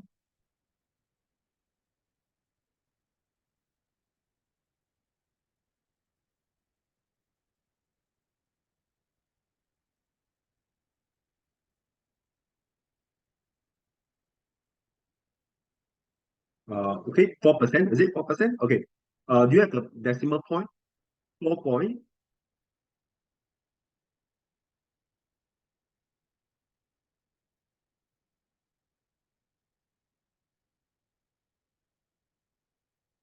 Four point something? Is it?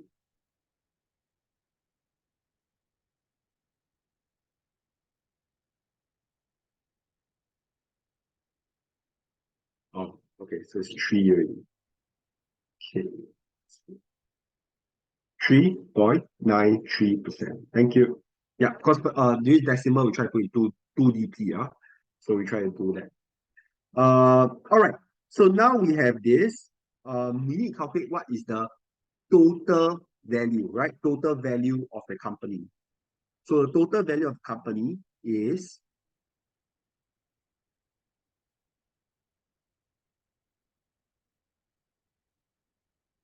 50 million, 50 times 80 plus. Now, this is the part. We need to add which one? Do we add 1,000 or do we add 1,100? The total value, remember, total value is equity plus debt. So for the debt component, do we add 1,000 or do we add 1,100?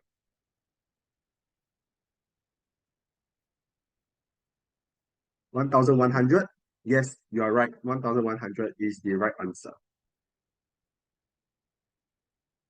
So please add 1,100. Don't get tricked by the question to add 1,000. Market value. You are right. You should add market value. So what should you get? 1,500. Sorry, 5,100. 5,100. And then now we do the weighted average component. So WACC equals to 4,000 divided by 5,100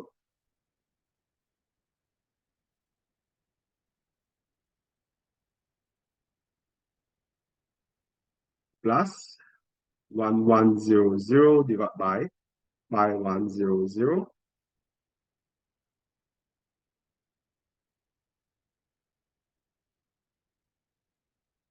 And please add the last part. That's the most important, not most important, but the last step. Don't forget to add the tax deductibility, 1 minus 40%.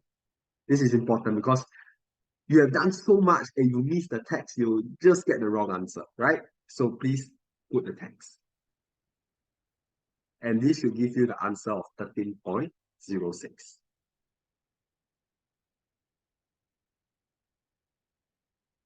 So I'll just put a star here, I circle here and put a star. Please use 1,100.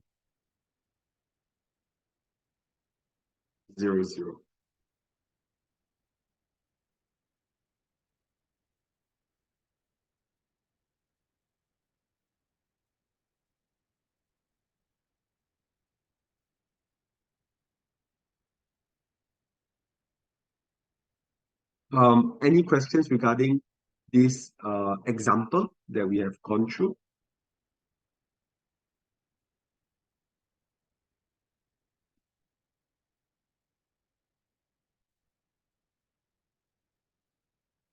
Okay, let me just zoom out so you can see all the solutions.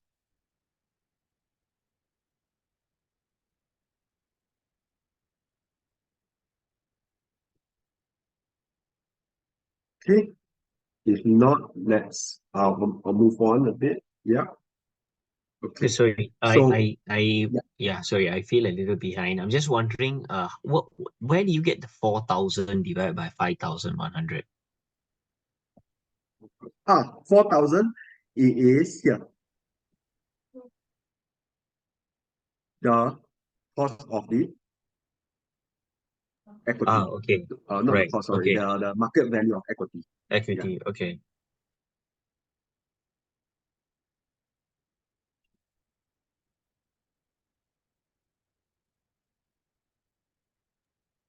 okay, got it. Thank you.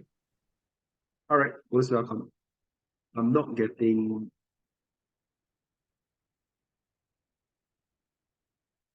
No, the ref get it as well. So very important is whenever we do this calculation, right? You cannot round up or round down the numbers for your percentages because they'll make a big difference. So always use the full value in Excel. So use the cell referencing.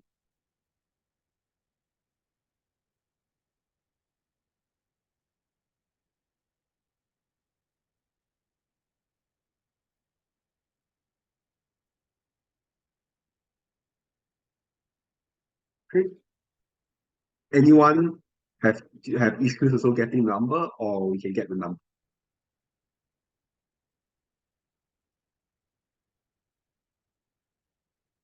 So please remember for this one also use the actual value. Okay, do not use the um reduced value.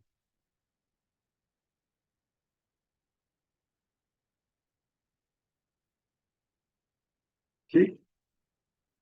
Maybe you might want to recalculate. I think we should be able to get answer. Right. Okay. So we I'm going to move on. So after calculating WACC generally reflects the average project that the company is taken. What okay, let's think about it first. Why does it reflect average? Because what we're doing in WACC, we are calculating the asset component of the balance sheet, right? And we are talking about balance sheet, meaning that what? In the company, we have many values that is included in the many projects, many things that is included in balance sheet, right? So the WACC, given that it's using the idea of the balance sheet, we are calculating the average. So it means the average risk of the company.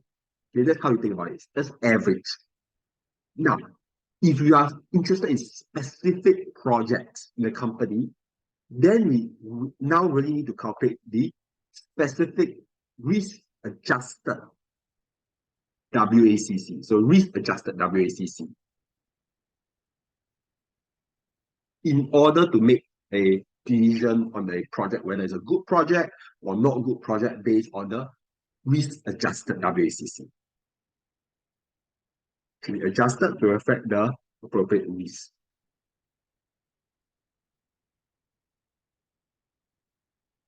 Okay, so how do we do that? Let's look at this example here. Using the WACC for all projects, what will happen if you use WACC for all projects regardless of the risk? Okay, so we have a WACC of 15%, the firm's beta of 1. Now, compare WACC with what's IRR? So IRR is internal rate of return. So in the next lecture, we'll talk a lot about this, but the idea is that what is the return, the internal return of the project here, right? So how do we understand this? So it means that project A would give an internal return or the project's return in simple terms, the project's return is 14% for project A. For project B, the return on project B is 16%. Now, look, comparing WACC and IRR, internal rate of return, right?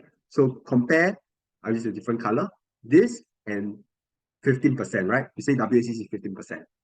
So remember, WACC is the weighted average cost of the capital. And this is the average cost of capital for the company, right?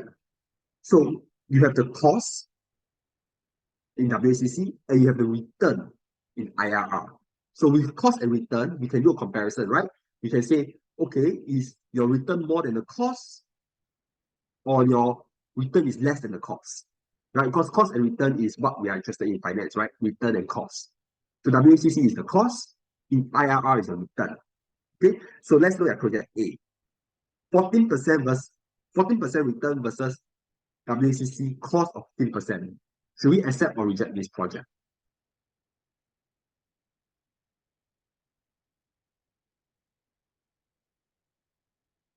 Anyone like give a try, even though I think the answer is there? Yeah, reject, correct. Because your return is less than the cost. Your return is 14. So I'm just going to write it here. 14 for IRR. WACC is 15, right? Your cost is more, right? Your return is less.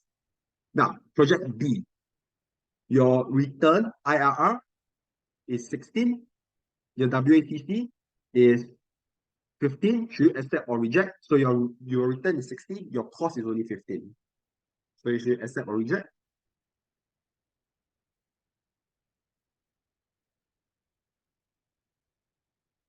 Accept. Thank you. You're right. Even the answer is given, but yes. But I hope you understand the concept. Understanding is more important, okay? What is WACC, what is cost, okay?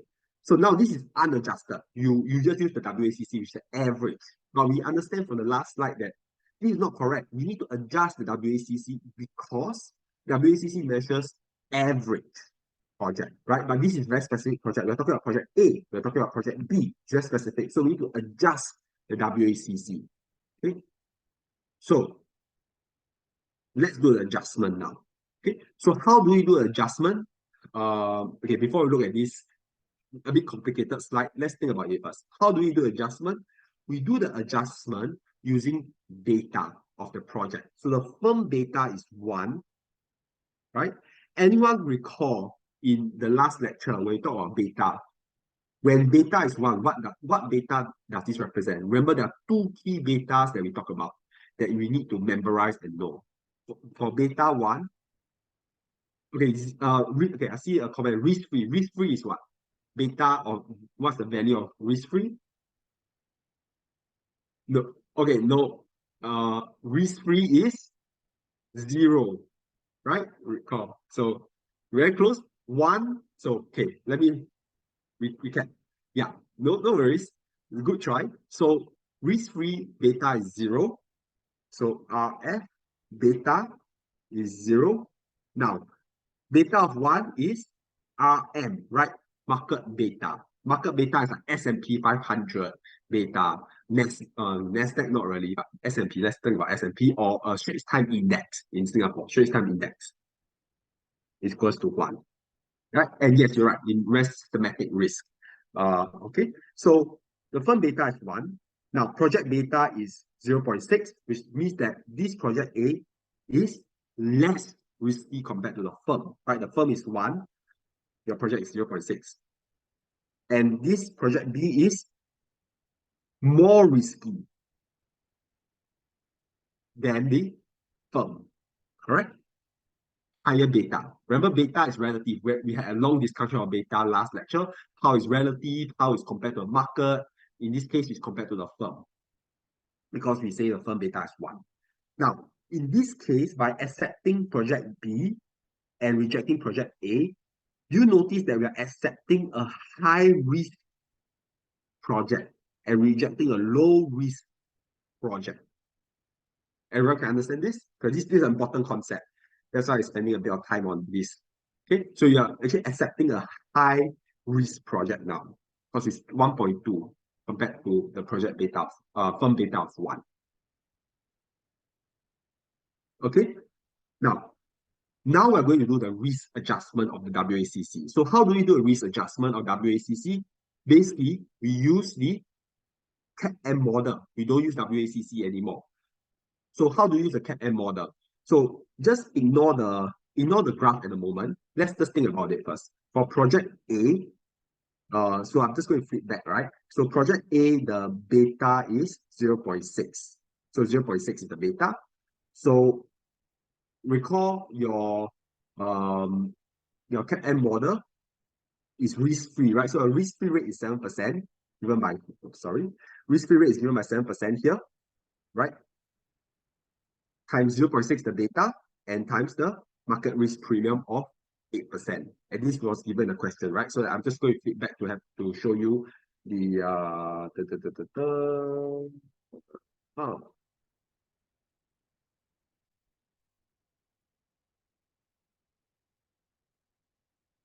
okay, so wasn't given a question, but it's given a graph here. Okay, so risk-free is 7% here.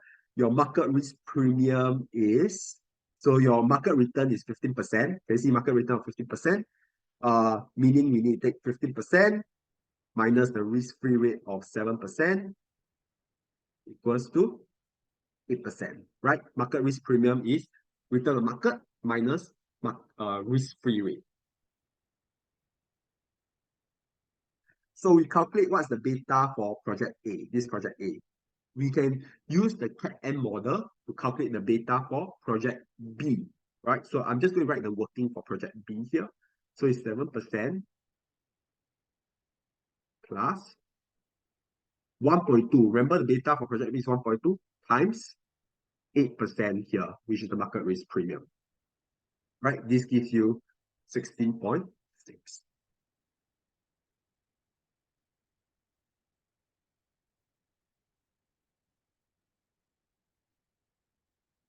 So we do not use WACC now because we're trying to adjust for the risk, right? Risk adjusted WACC. So we are using CAPM, and this is the project B. So now what I want to do now is I want to compare the CAPM for project A with the IRR. So CAPM is also the cost, and IRR is the return, right? So what's the IRR of A? IRR of A is 14%.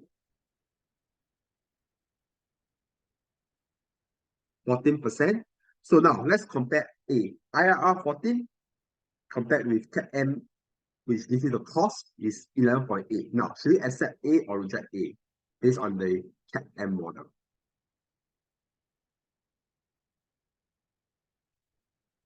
So I repeat again.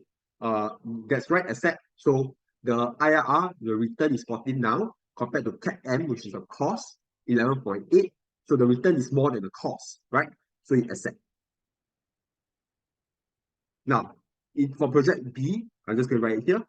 Your CAPM is your IRR. What's the IRR? Let me just flip back and check what's IRR. IRR is 16. So your return is 16. So your return 16, your CAPM, which is the cost, is 16.6. So should you accept or reject now? Reject. That's right. So can you see now with the change in the cost factor, right? Instead of using WACC, we use CAPM, which is like the risk-adjusted WACC based on the data. We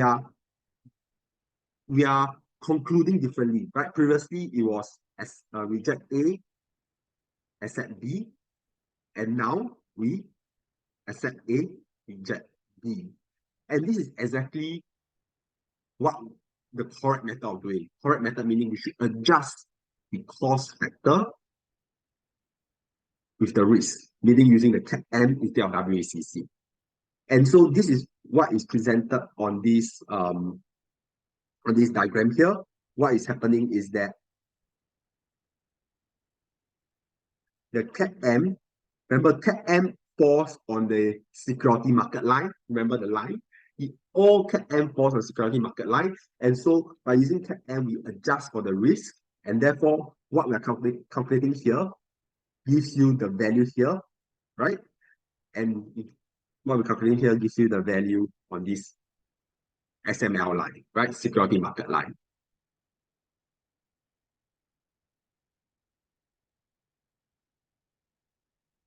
And so instead of using the WACC, which is this flat line here, which is constant, we now use a line that is gradient. And we compare the 14%, which is, I'm just going to use different color, 14% here, 14 compared to this line here, right? The 14 compared to this, and we use the 16 compared to this, right? So now we're comparing the IRR and the cost. But the cost is based on the security market line, which is a gradient line that's going up instead of the WACC line, which is flat here, right? This is the line that we don't want to use, WACC. Yeah, pause here. Any questions regarding this concept? Sorry, I'm just trying to figure out what so which one would actually be the better answer? So in this case, because they're giving you different answers, right? Whether using the WACC versus CAPM. And so which would be a better answer? And I'm just trying to figure out why. Or what does the WACC doesn't factor in? Okay, so the CAPM is the correct answer. Yeah, so outright, I want to put it, the CAPM, when we are comparing projects, so in this case, when we are comparing projects, the CAPM is the correct answer, is the answer you should take. The reason why the WACC is giving you the incorrect answer is because WACC is the average risk profile of the company, and it's not specific to the project, right? So again, I point you back to the comment on WACC. So WACC is the asset component of a balance sheet, right? Asset component of a balance sheet. And the balance sheet is a whole company and includes many projects, right? A company has many projects on the balance sheet. So it's the average risk. Now, your CAPM in this case is specific because you use the beta for project A, beta for project B. So it's specific. So in this case, when we are comparing projects, we should always use a CAPM approach to compare projects, not the WACC.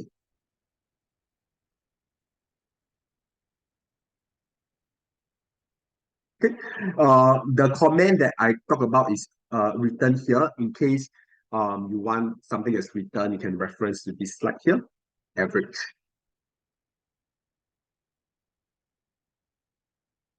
Okay, so this is what we've discussed. I will not talk about it anymore. It's what we have discussed in the slides, the decision. So when comparing projects, please use the CAPM approach.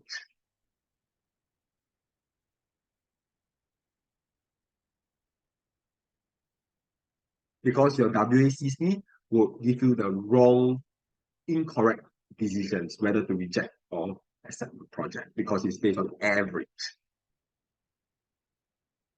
Now, to find the beta of a company or the WACC, we can kind of use two approaches, right? Number one is the pure play approach, means that we try to find a company that is very similar to what company we are trying to analyze, and from there we can calculate, the beta. We can calculate, we can take the average and then determine, what is the risk profile and also what is the WACC. That's one approach, right? We find a comparable company, the pure play approach. The subjective approach, so this does a bit more like explanation, right? So subjective approach means that, okay, you have the project WACC, you have the company WACC, right? The average, right? Company WACC.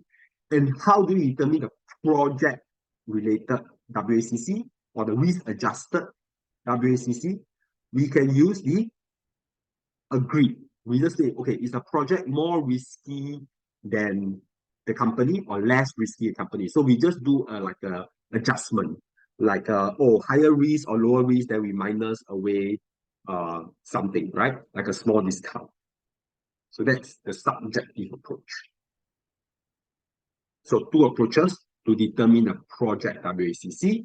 One is pure play, find something that's comparable. Number two is subjective, so we minus or plus depending on the risk profile. Okay. Uh, these are some self-review questions. Answers are provided here. Can go through them. We have one final part on leverage. Yeah, I would like to go through. Let me just have a look whether this is a bit let me just see. Okay, we might need to speed up a little because this one has quite a bit of information as well. Okay, but at the same time, let's take a maybe let's do a short break. We do a 5 minutes one if that's possible, so that we can cover the last part of today's lecture on capital structure.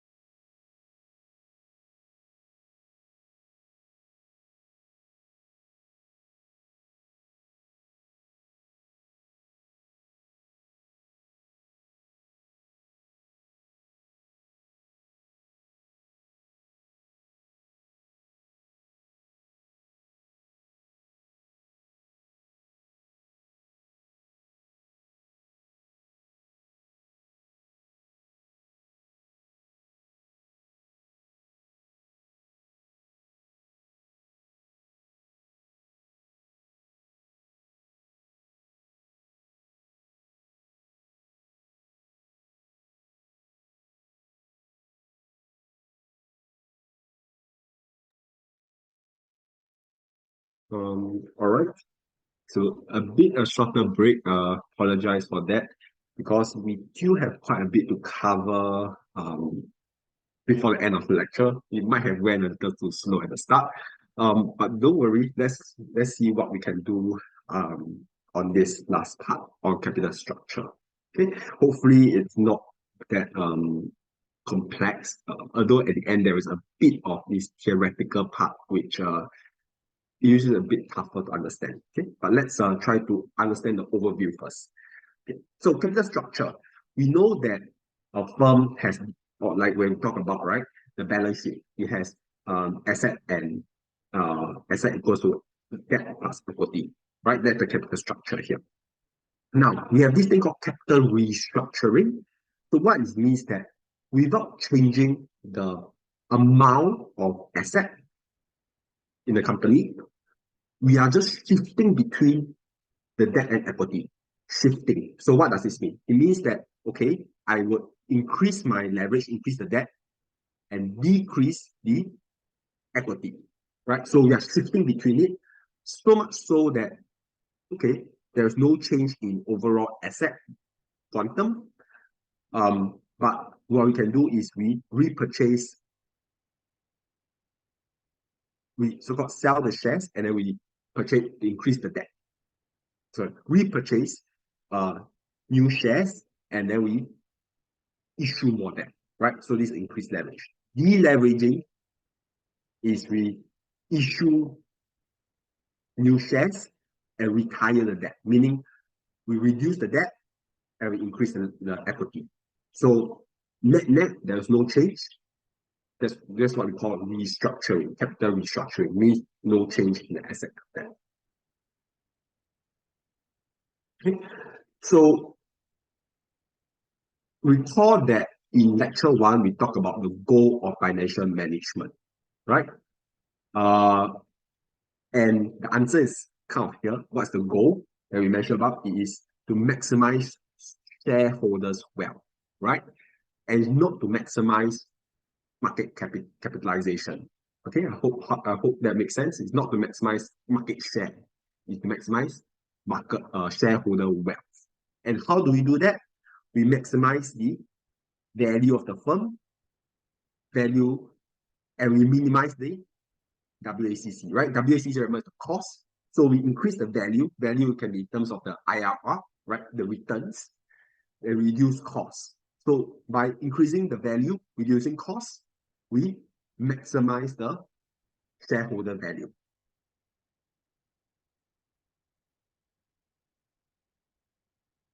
Effect on financial leverage. So financial leverage is basically just a fancy terms of using debt. So increase debt, increase leverage, financial leverage. So the thing about leverage is that it is a double-edged sword. It cuts you both ways. In the sense that when the financial leverage amplifies variation in WACC. And when we talk about variation, we are thinking about the normal distribution, right? So it increases the extreme ends. So with leverage, you get more positive, but at the same time, with leverage, you make more negative if the scenario is negative, right? So it increases the variability or variation, or it magnifies the variation.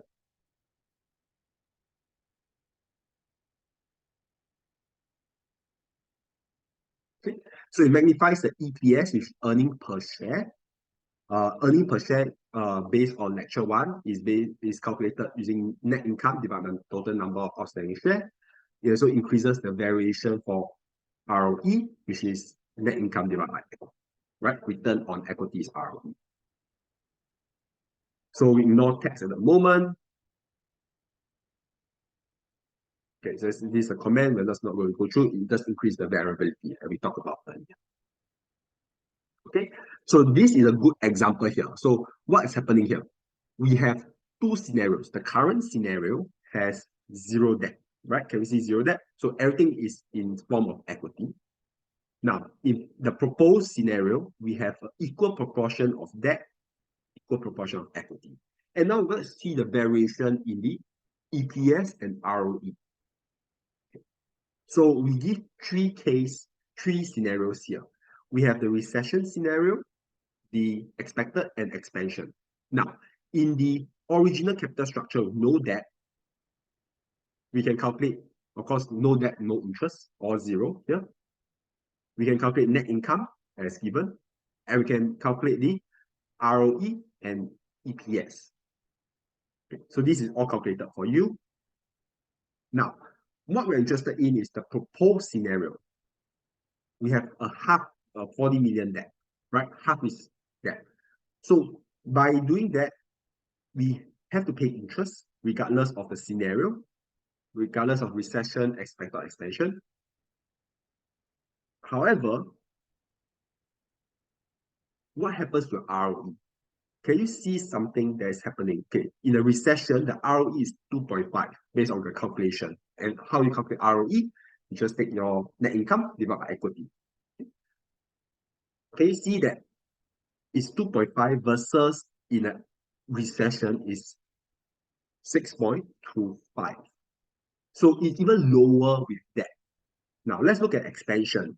Can you see in the expansion phase, you will get 18.75 for ROE. But with that, your return is even higher. And this shows the increase in or amplified variability of your ROE with that. And similarly, this is observed in your EPS as well.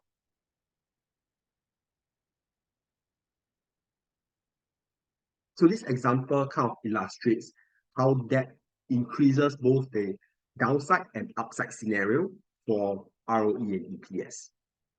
And that's why it can be good or bad, depending on the situation. So this is a summary. Leverage is beneficial and EBIT is high, meaning that you are earning a lot. Leverage increased expected returns, amplifies the variability, and we see the variability here, right? Current, we have no debt is this, but now it has increased. With that, it has increased to this. Similarly for EPS,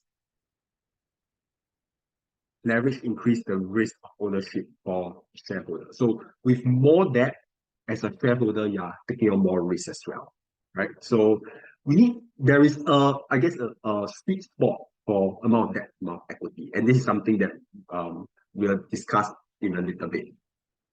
Yes, sorry, quick question. The last two slides, right? I'm just wondering where is the negative aspect? Because it looks like all the values for if you do a debt, it is generally better off, right? Or it's only during the recession that you have a ROE and an EPS that's lower. Is that what you're trying to say? Yes, correct. So it's only when the situation is bad, the debt will cause you to be more bad. But when the scenario is positive, like in the expansion phase, the debt will cause you to be even better. Yes. Okay. So one of the three scenarios there, because the expected and expansion both seems better off with the debt, the numbers for EPS and ROE, right? Okay. Yes, correct. So expected is kind of like positive neutral position, right? So it's still quite good, expected. So that's why you see some positive benefits of that. But it's only when a recession, when it's a bad scenario, then the debt would so-called poke you and stab you, and it becomes worse.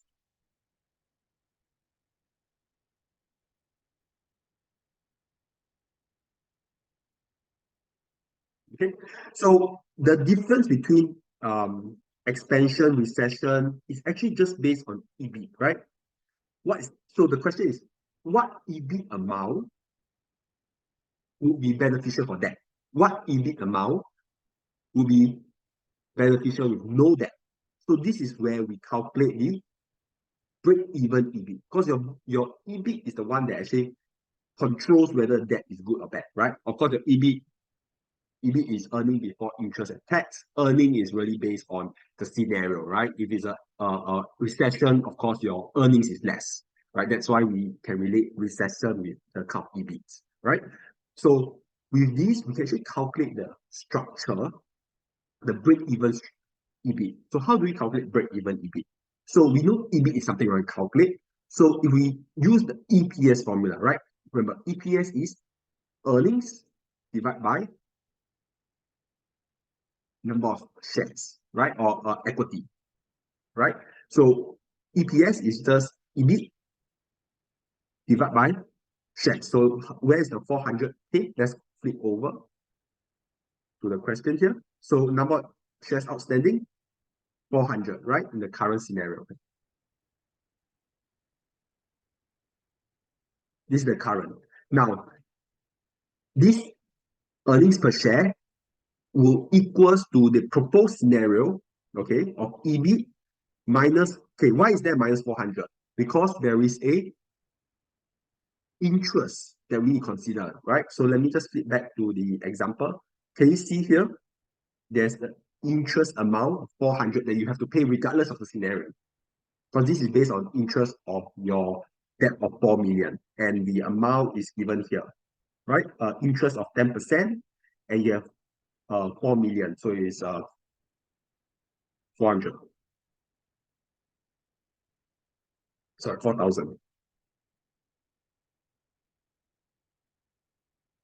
So 400,000.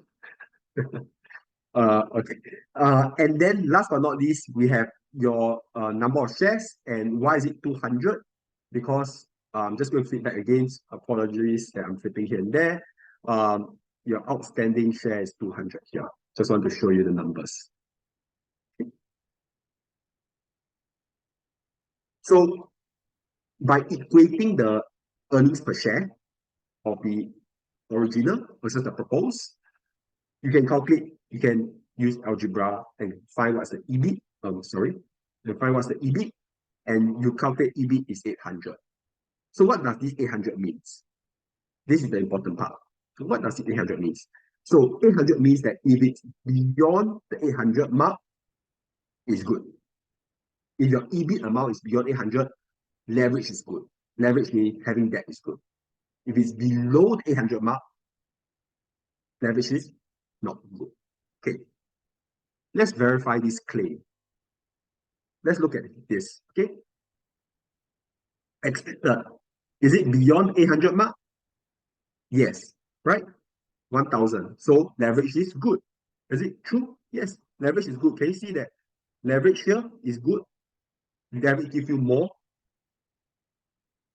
Now, in the recession phase, 500 is below. Can you see leverage is bad now? Leverage cuts you. So the break-even EBIT gives you the cut-off point where leverage is good or leverage is bad. And this can be plotted on a graph here, as we see. The break-even at 800K. Anything beyond this, advantage for that is good to have leverage. Anything below this, disadvantage.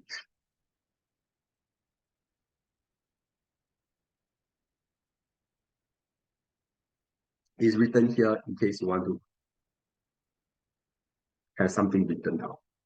Okay.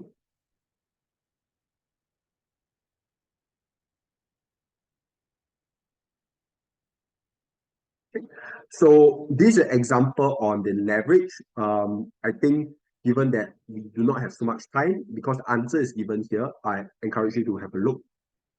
It's the same calculation we did. And you can have a look at this. So it's the same calculation. I'll move on from here. So what's the conclusion here? The conclusion is when EBIT is high, leverage is good. And how high, we need to calculate the break-even point of EBIT. Okay. And at the end of the day, more leverage provides more sensitivity or variability of the ROE and EPS.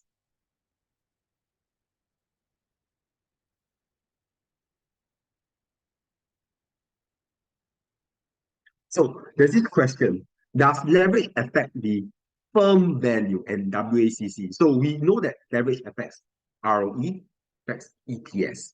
Now, does it affect firm value and WACC, which is what we were talking earlier in the lecture? So not necessarily. The reason why is that shareholder can adjust the amount of financial leverage based on their own borrowings. So they can change their own leverage, and therefore the firm leverage is not important. So we do not worry, there is an example here of what it means. It means we are actually making our own leverage. So now think of the firm and ourselves as one entity, right? Like together. So what's happening? If you want to make leverage, so if you borrow money to buy the company's share, right? When you borrow money, you increase your own leverage, right? To buy company share. And this increase the overall leverage if you consider the company and yourself together, right? Because you're borrowing money, right? So you actually you make your own leverage.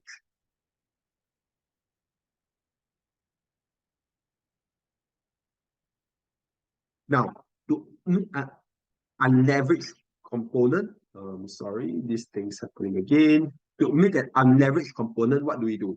We sell some shares and we lend money. So when you lend money, you reduce your leverage, right? So you're making a unlevered position. So when you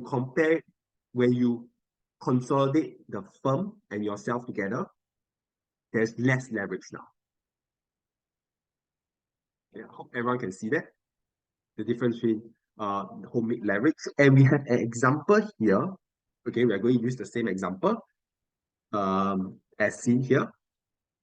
So proposed is 50-50, equity is 8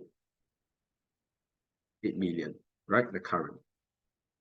This is just a repeat, no difference. I put this slide for easy reference. So it's the same. Okay, now let's think about this homemade leverage example, right? Homemade leverage. So in the current capital structure, the investor buy 200 million worth of shares and means 100 shares. Okay, 2,000 worth of shares means 100 stocks, 100 shares. Now, we have in the current capital structure given here, we can see the EPS here, right? So in a recession, your earnings per share is this, expected expansion is this. Okay, so you are buying 100 shares, how much are you going to get paid? In a recession, your earnings per share, so how much earnings you get per share is 0.5. So 0.5 times 100 share, you earn $50. In the expected pace, you do the same, 3 times 100, you get $300, and expansion, you get $50. Okay, so this is the current case with zero leverage. Now, in the proposed capital structure with some homemade leverage, what's happening now? So instead of just buying $2,000 worth of share, you borrow the $2,000 at this amount, 10%. And we use this $2,000 to buy 200 shares at $20 per share. Means you buy 100 shares, the same thing, buy 100 shares, the same. Now, based on this profile here, the proposed structure gives you the EPS as stated here, right? With some homemade leverage. So based on the EPS itself, okay, let's look at recession. So a recession phase, you're supposed to receive an EPS of 1.2. Okay, so you have 200 shares times 1.2, 1.25. Now, we need to consider the interest that you have to pay at 10%, right? So 10% times 2,000. So this is your payoff for EPS on it if you have some homemade leverage by borrowing 2,000 at 10%. For the expected pace, you have 2,000 times 2.5. You minus the interest again, get 300 and you get 550. Now, the interesting thing that's happening here, you notice that for this case and this case, your payoff is exactly the same. Why? Because you are actually making leverage yourself. You are making homemade leverage.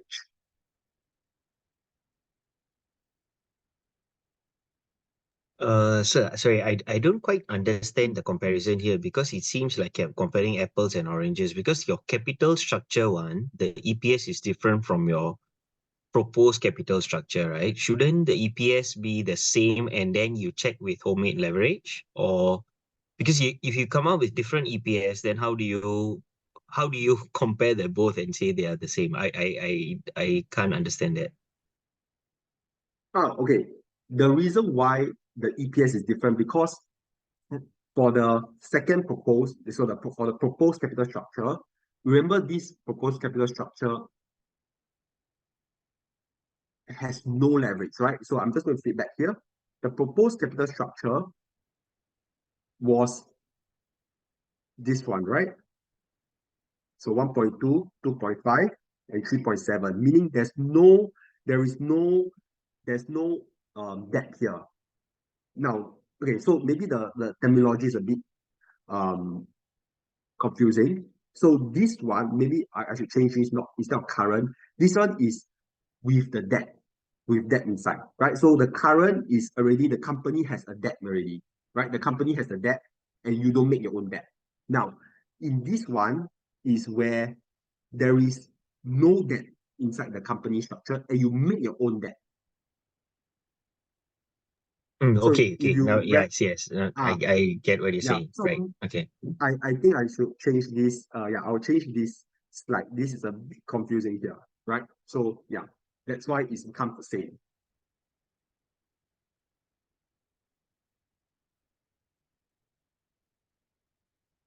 Okay. Any other questions regarding this? Because this is a very important concept on homemade leverage. So again, I repeat maybe one more time so that it's clearer for everybody.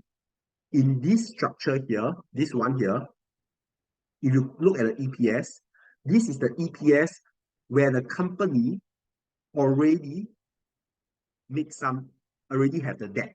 So you do not have to make debt. So you just take the company's EPS, you calculate what's the payout. Okay.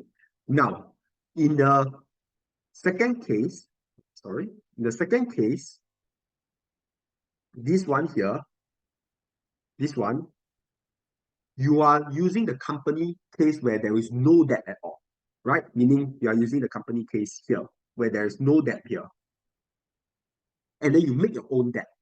So you borrow money. And when you compare both, the payoff is exactly the same. So this is the interesting part, the payoff. This is where we are saying that homemade leverage doesn't really impact, or the amount of leverage the company has doesn't really impact so much on the outflow or cash outflow because you can make your own leverage.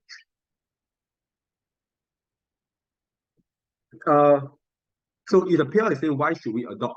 So I guess it depends on how much risk you want to take, right? So why should we adopt homemade leverage is because, for example, you want to take on more risk, you can do a homemade leverage because you find that the company is not does not have so much leverage. So you feel that sometimes there is an optimal amount of leverage that you should take. So you feel that the company is not taking an optimal amount because it's taking zero. That's the same. Yeah, zero is an extreme case, but let's say it's zero. So you want to take your own.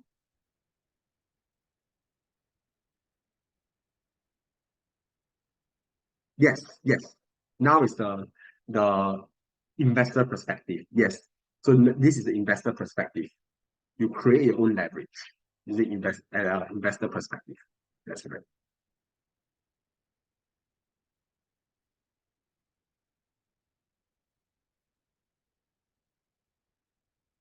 Okay. Okay. So this portion is a bit heavy. I'll try my best to explain. We might overshot maybe 10 or 15 minutes uh, overshot the time. So in case you need to leave, as we explain this last part of today's lecture, feel free to leave if you have something on or you're tired, but you'll be recorded so you can re-watch the lecture. Okay? So do not hesitate if you need to leave. It's fine. Now, this last part of lecture is wait, I see a question. If the payoff is high for homemade leverage, then does that mean homemade leverage is better? Okay, remember homemade leverage remember leverage, what does leverage do? Leverage only gives you benefit when EPS, or not EPS, sorry, when EBIT is high, right? So yes, it might be better. We should do homemade leverage. However, if in a recession phase when EPS is low, it will also affect you, right? For homemade leveraging, there's no difference. It will affect you as well. So it really depends on your what's your outlook, whether is it a recession or the expected or expansion. Okay. Now, for this part on capital structure theory, this part's important because it's sometimes a bit tough to understand. So I'll try to break it down for you to make it understandable. At the same time, as we go along, if you have questions, just type them in the chat. Okay. So what's this theory? So it's called M&M theory, M&M. And this theory, right, basically gives. Okay, let me explain the theory, the broad concept first before we go to details. Because this one has a lot of calculation, details, and graphs and everything, right? So the concept, let's just think about concept. The concept is that M&M is this two-person who came out with a theory based on three different cases, right? Three different cases in the market. Okay, we have three different cases. And in each case, what they're trying to do is they want to test. In case one, how does case one affect firm value? How does it affect WACC? For case two, how does it affect firm value? How does it affect WACC? And for case three, again, how does it affect firm value? How does it affect WACC? So there are three cases, and in each case, there are two propositions. So proposition one is always firm value. Proposition two is WACC. Okay, so I hope you have this table in your head already that, okay, there are three cases. Each case, we need test on firm value and we need test WACC. Okay. Now, the value of the firm is determined by cash flow. By cash flow here. Oops, this is happening again. Is determined by the cash flow on the firm. Okay, and WACC is based on whatever we calculated. So if we see a change in cash flow, or more importantly, we see an increase in cash flow, the firm value should increase. If we see a decrease in cash flow, the firm value decrease. Okay, so change in cash flow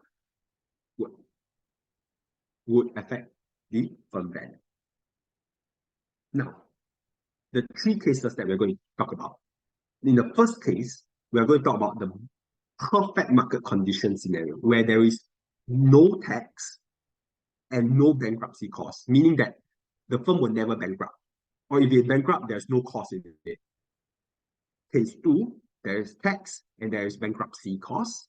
Oh, sorry, there's tax and no bankruptcy costs. And case three, there is tax and there is bankruptcy. So the firm can be bankrupt and the firm has to pay tax for case three. And remember, for each case, we need to test two things, right? Firm value and WACC. Firm value and WACC. Firm value and WACC. So these are for proposition one, proposition two. So P1, P2. Okay. So we get this in. Okay. So for M&M theory, let's see. Proposition one is firm value. Okay. So now we are going case one and the overview of what it affects in proposition one, which is firm value, and proposition two is WACC. For case one, remember what's case one? Case one, no tax, no bankruptcy costs. Okay. So in case one, proposition one, the value of firm is not affected by capital structure. So capital structure means how much debt, how much equity. So the firm value is not affected because the cash flow does not change when we change the capital structure. So meaning, let's say I have more debt and less equity. It does not change the cash flow. In proposition two, which is WACC, WACC is not affected by capital structure. Okay, so these are the two conclusions, or we can say the hypotheses. Now, we need to prove this now. So we need to understand the proof. of how M and M actually got this to prove this hypothesis is true. Okay, remember we are in case one, means no tax and no bankruptcy costs. Okay, let's try to prove proposition one in case one. Okay, so how do we try to understand? Remember, we have to proposition one is firm value, right? So firm value is not affected by change in capital structure. So how do we think about this? Is that we think of the firm value as a pie, right? A pie like this. So whether we increase the number of percentage of stocks and increase the percentage of bond, or the percentage of bond and stocks, the value of the firm is still 100, right? So there's no, because we don't have to consider anything about the tax. Remember, because debt have some tax benefit. Remember, we talk about tax deductibility, but in this case one, we don't care about tax. And remember, if we take more debt, we might actually become bankrupt, right? We cannot take so much debt, right? Because we become bankrupt if we can't pay off the interest. So, but in case one, there is no tax and no bankruptcy cost. Because of that, we can just anyhow shift, right? Anyhow shift in terms of the percentage of debt, percentage of equity.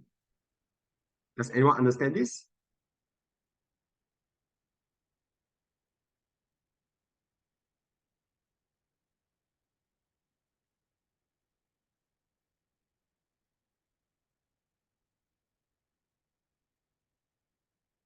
Okay, everyone understand proposition one for case one, right? Okay. Now, let's think about proposition two of case one. So we are still in the case one scenario. Now, proposition two is a bit tricky. Let's try to understand this, and try to listen carefully as well. Okay. So the idea of, remember, the hypothesis of proposition two for case one is that WACC is not affected by capital structure. So now we need to prove it, right? So the idea, so this is the idea, but let's put this aside first. Let's just put this aside. We'll explain this in a bit. Now we know that WACC equals to this, right? We learn it we just learn it. WACC equals to the weighted average of the return on equity, RE, and weighted average of the return on debt. Now, the reason why we didn't take 1 minus tax rate is because there is no tax in case one, right? So we didn't consider the tax deductibility here. So this is just a simple equation for WACC. And let's just put WACC equals to RA. And it makes sense, right? Return on asset. Remember, WACC, I told you, is the asset part of the balance sheet, right? Is equal to the debt plus equity. So the asset part is RA, return on asset. Now, return on asset basically gives you the business risk of a firm. Now, what is business risk? So I'm just going to flip to the next few slides. We'll skip this. Now, let's see what's business risk. So business risk basically means that what is the risk associated with earning a certain amount of money, right? Earning the returns that you get. Risk of operations, right? So sales risk, operation risk. Here, see, okay, never mind. You can have a look. You can see in your slides, right? So they are determined by the operation of the business. How much can you sell? What's the operating margins, right? Those are business risks. Okay. So RA or the WACC gives you the cost because of the business risk of the firm. Now, with this formula here, so with this formula here, I'm going to flip to the next slide to try to make RE. So, okay, so let me just erase this first. I want to be very clear. So now, with this formula here, okay, I want to make RE the subject. So I'll make RE equals to something, right? So this slide here, explains to you the step to shift, right? So just ignore this. This is not so important.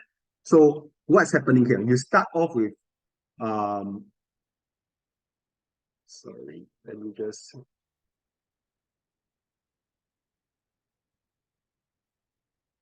so we started with this, right? We started with the one that is here, right? So EV times RE plus DV RD equals to RA,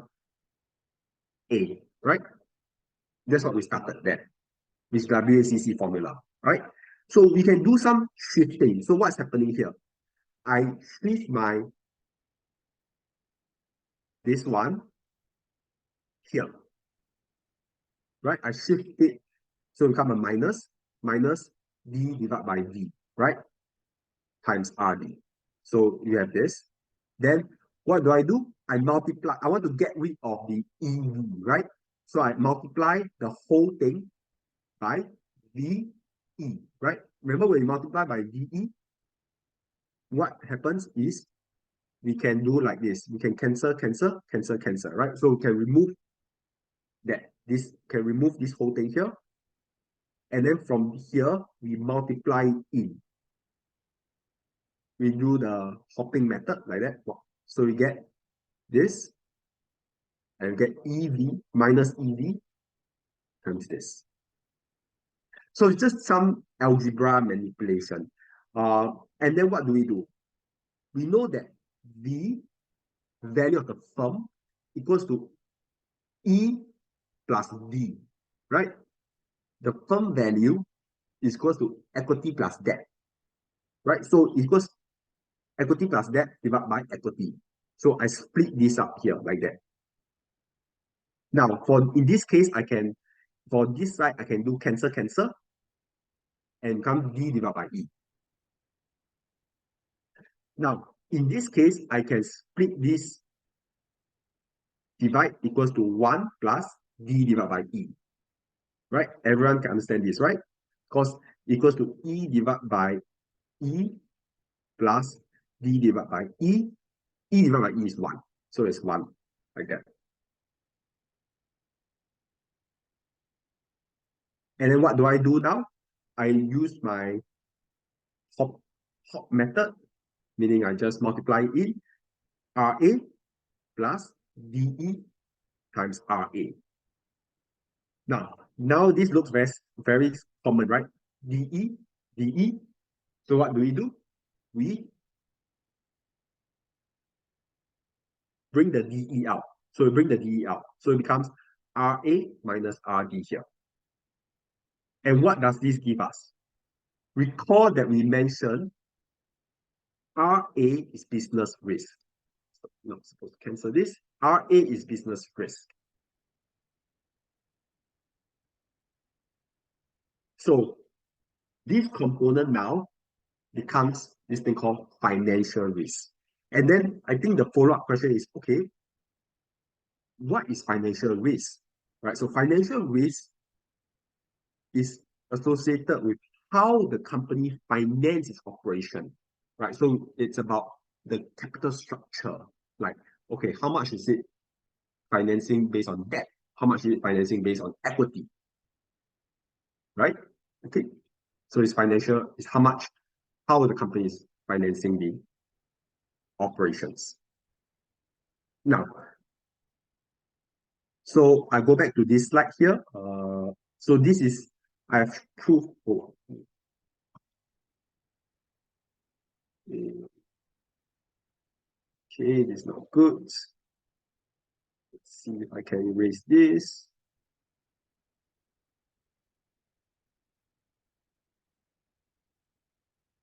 Okay, you know what? Let me just close this and I'll open this again. So this. Okay, we're good. So we have proven this formula here, right? Where RA is the business risk and this whole component is the financial risk relating into how the company finances the business.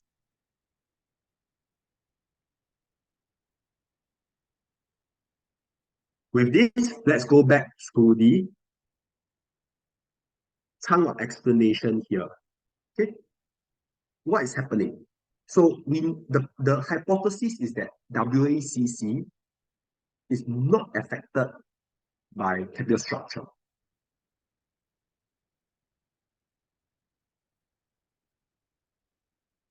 So in case one, when there is no tax and no bankruptcy cost, the financial risk does not change, right? Because even if you have more leverage, you are not going to be bankrupt. So financial risk does not change.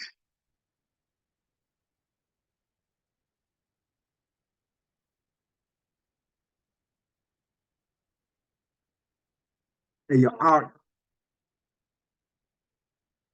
so if your financial risk does not change, your RE will not change as well, right? And so that's one way of thinking of it. So if both does not change, then your RA, which is WACC, does not change, regardless of how you change the capital structure.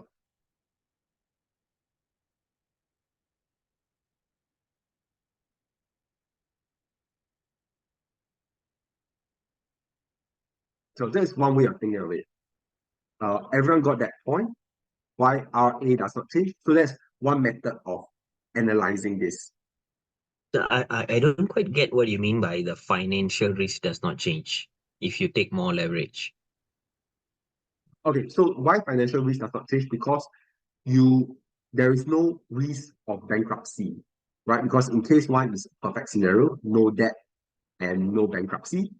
And so when you take on more debt, the financial risk does not change. There's no risk of taking more debt.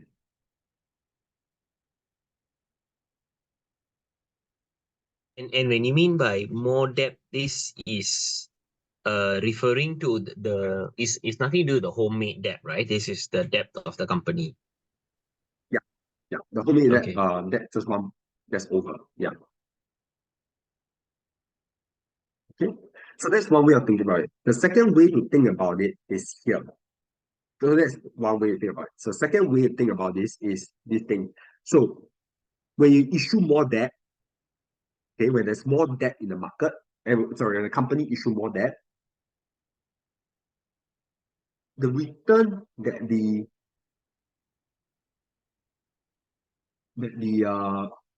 equity holder, the shareholder would want will be higher, right? Because higher in the sense of if there's more debt in the structure, the equity holder will experience more variability, right? Variability because of the interest. Remember, we calculated earlier, the EPS will vary more. And with more variability, the equity holder would demand more returns, right? Even there's no bankruptcy cost, but they still will demand more returns because there's more variability. Because I don't know when my stock will go down and when it will go up again, right? So they demand more. And when this happens, RE increases. And since this component here increased because of more debt, RE and this component offset each other. And this is what I'm trying to say here. When the change in capital structure exactly offset the change in RE. So it offset each other, this one and this one offset each other, so that your WACC stays the same.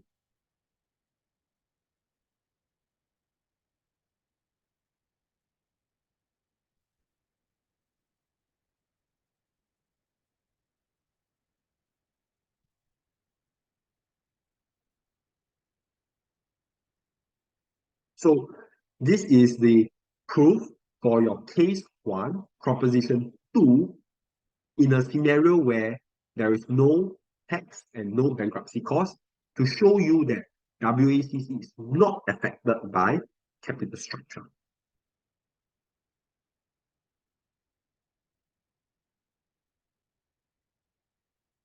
it's a bit heavy. And I know that it's already time. So those that need to leave, feel free to leave. I'll continue, and you can rewatch the rest of the recording. I think I'll just take another 15 more minutes. Okay. So in case one, this is a graphical version of this. What's happening here? In case one, your WACC remains the same as what we talked about. It's not affected by the amount of debt to equity. So this graph shows the amount of debt to equity and cost of capital. WACC remains the same. It's unaffected. Now, your RE increases, remember, due to taking more debt, and therefore, you know, the the shareholders will demand more because of the variability. That's why RE increase, and your RD just remains the same, right? RD is the debt return. There's no change in it. This is a pictorial version. The main thing is to show this WACC remains the same.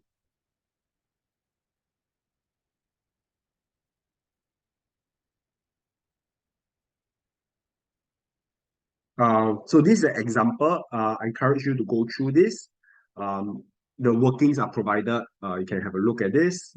Basically, the idea is that to prove to you that WACC remains the same, right? Is what we have actually kind of explained, but this is just a numerical example to explain this. Now, we have an example here that I want to go through. So we have a WACC of 16%, cost of debt of 10%. Suppose the percentage of debt is 45. What is the cost of equity?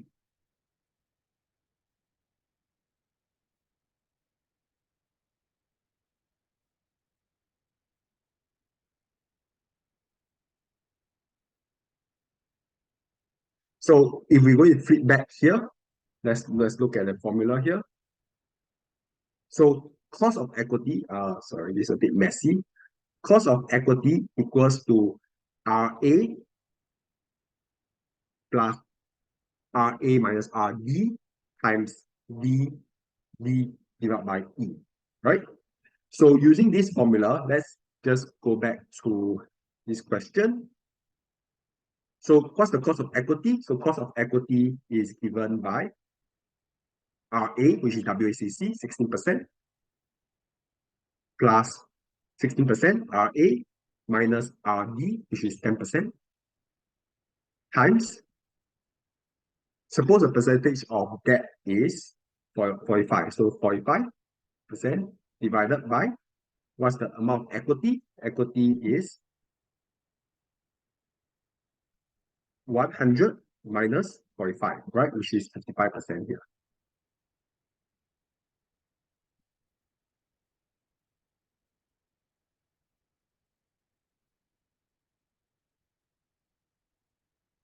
So now using the same formula, suppose the cost of equity is 25%. So 25%, what is the debt to equity ratio? So debt to equity ratio, we use the same idea of RA, which is 16% here,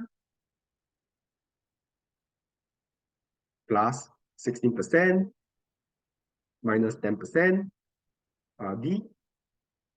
D to E, right? So we solve for D to E, and we get 1.5 in this case.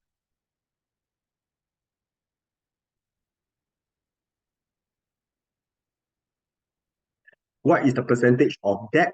So percentage of debt is, so we know D to E is 3 over 2, right? 1.5. 1.5 equals to 3 over 2, right? Equals to 1.5 here. So debt is 3, equity is 2. So what's the percentage of debt? So debt is 3 divided by 5. It is 60%.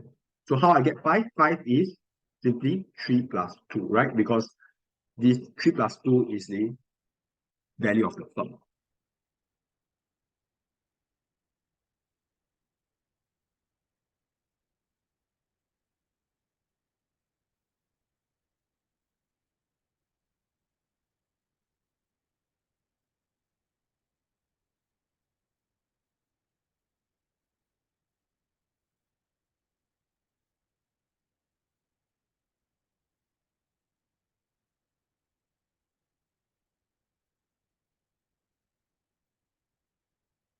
Okay, so okay, I'll pause here.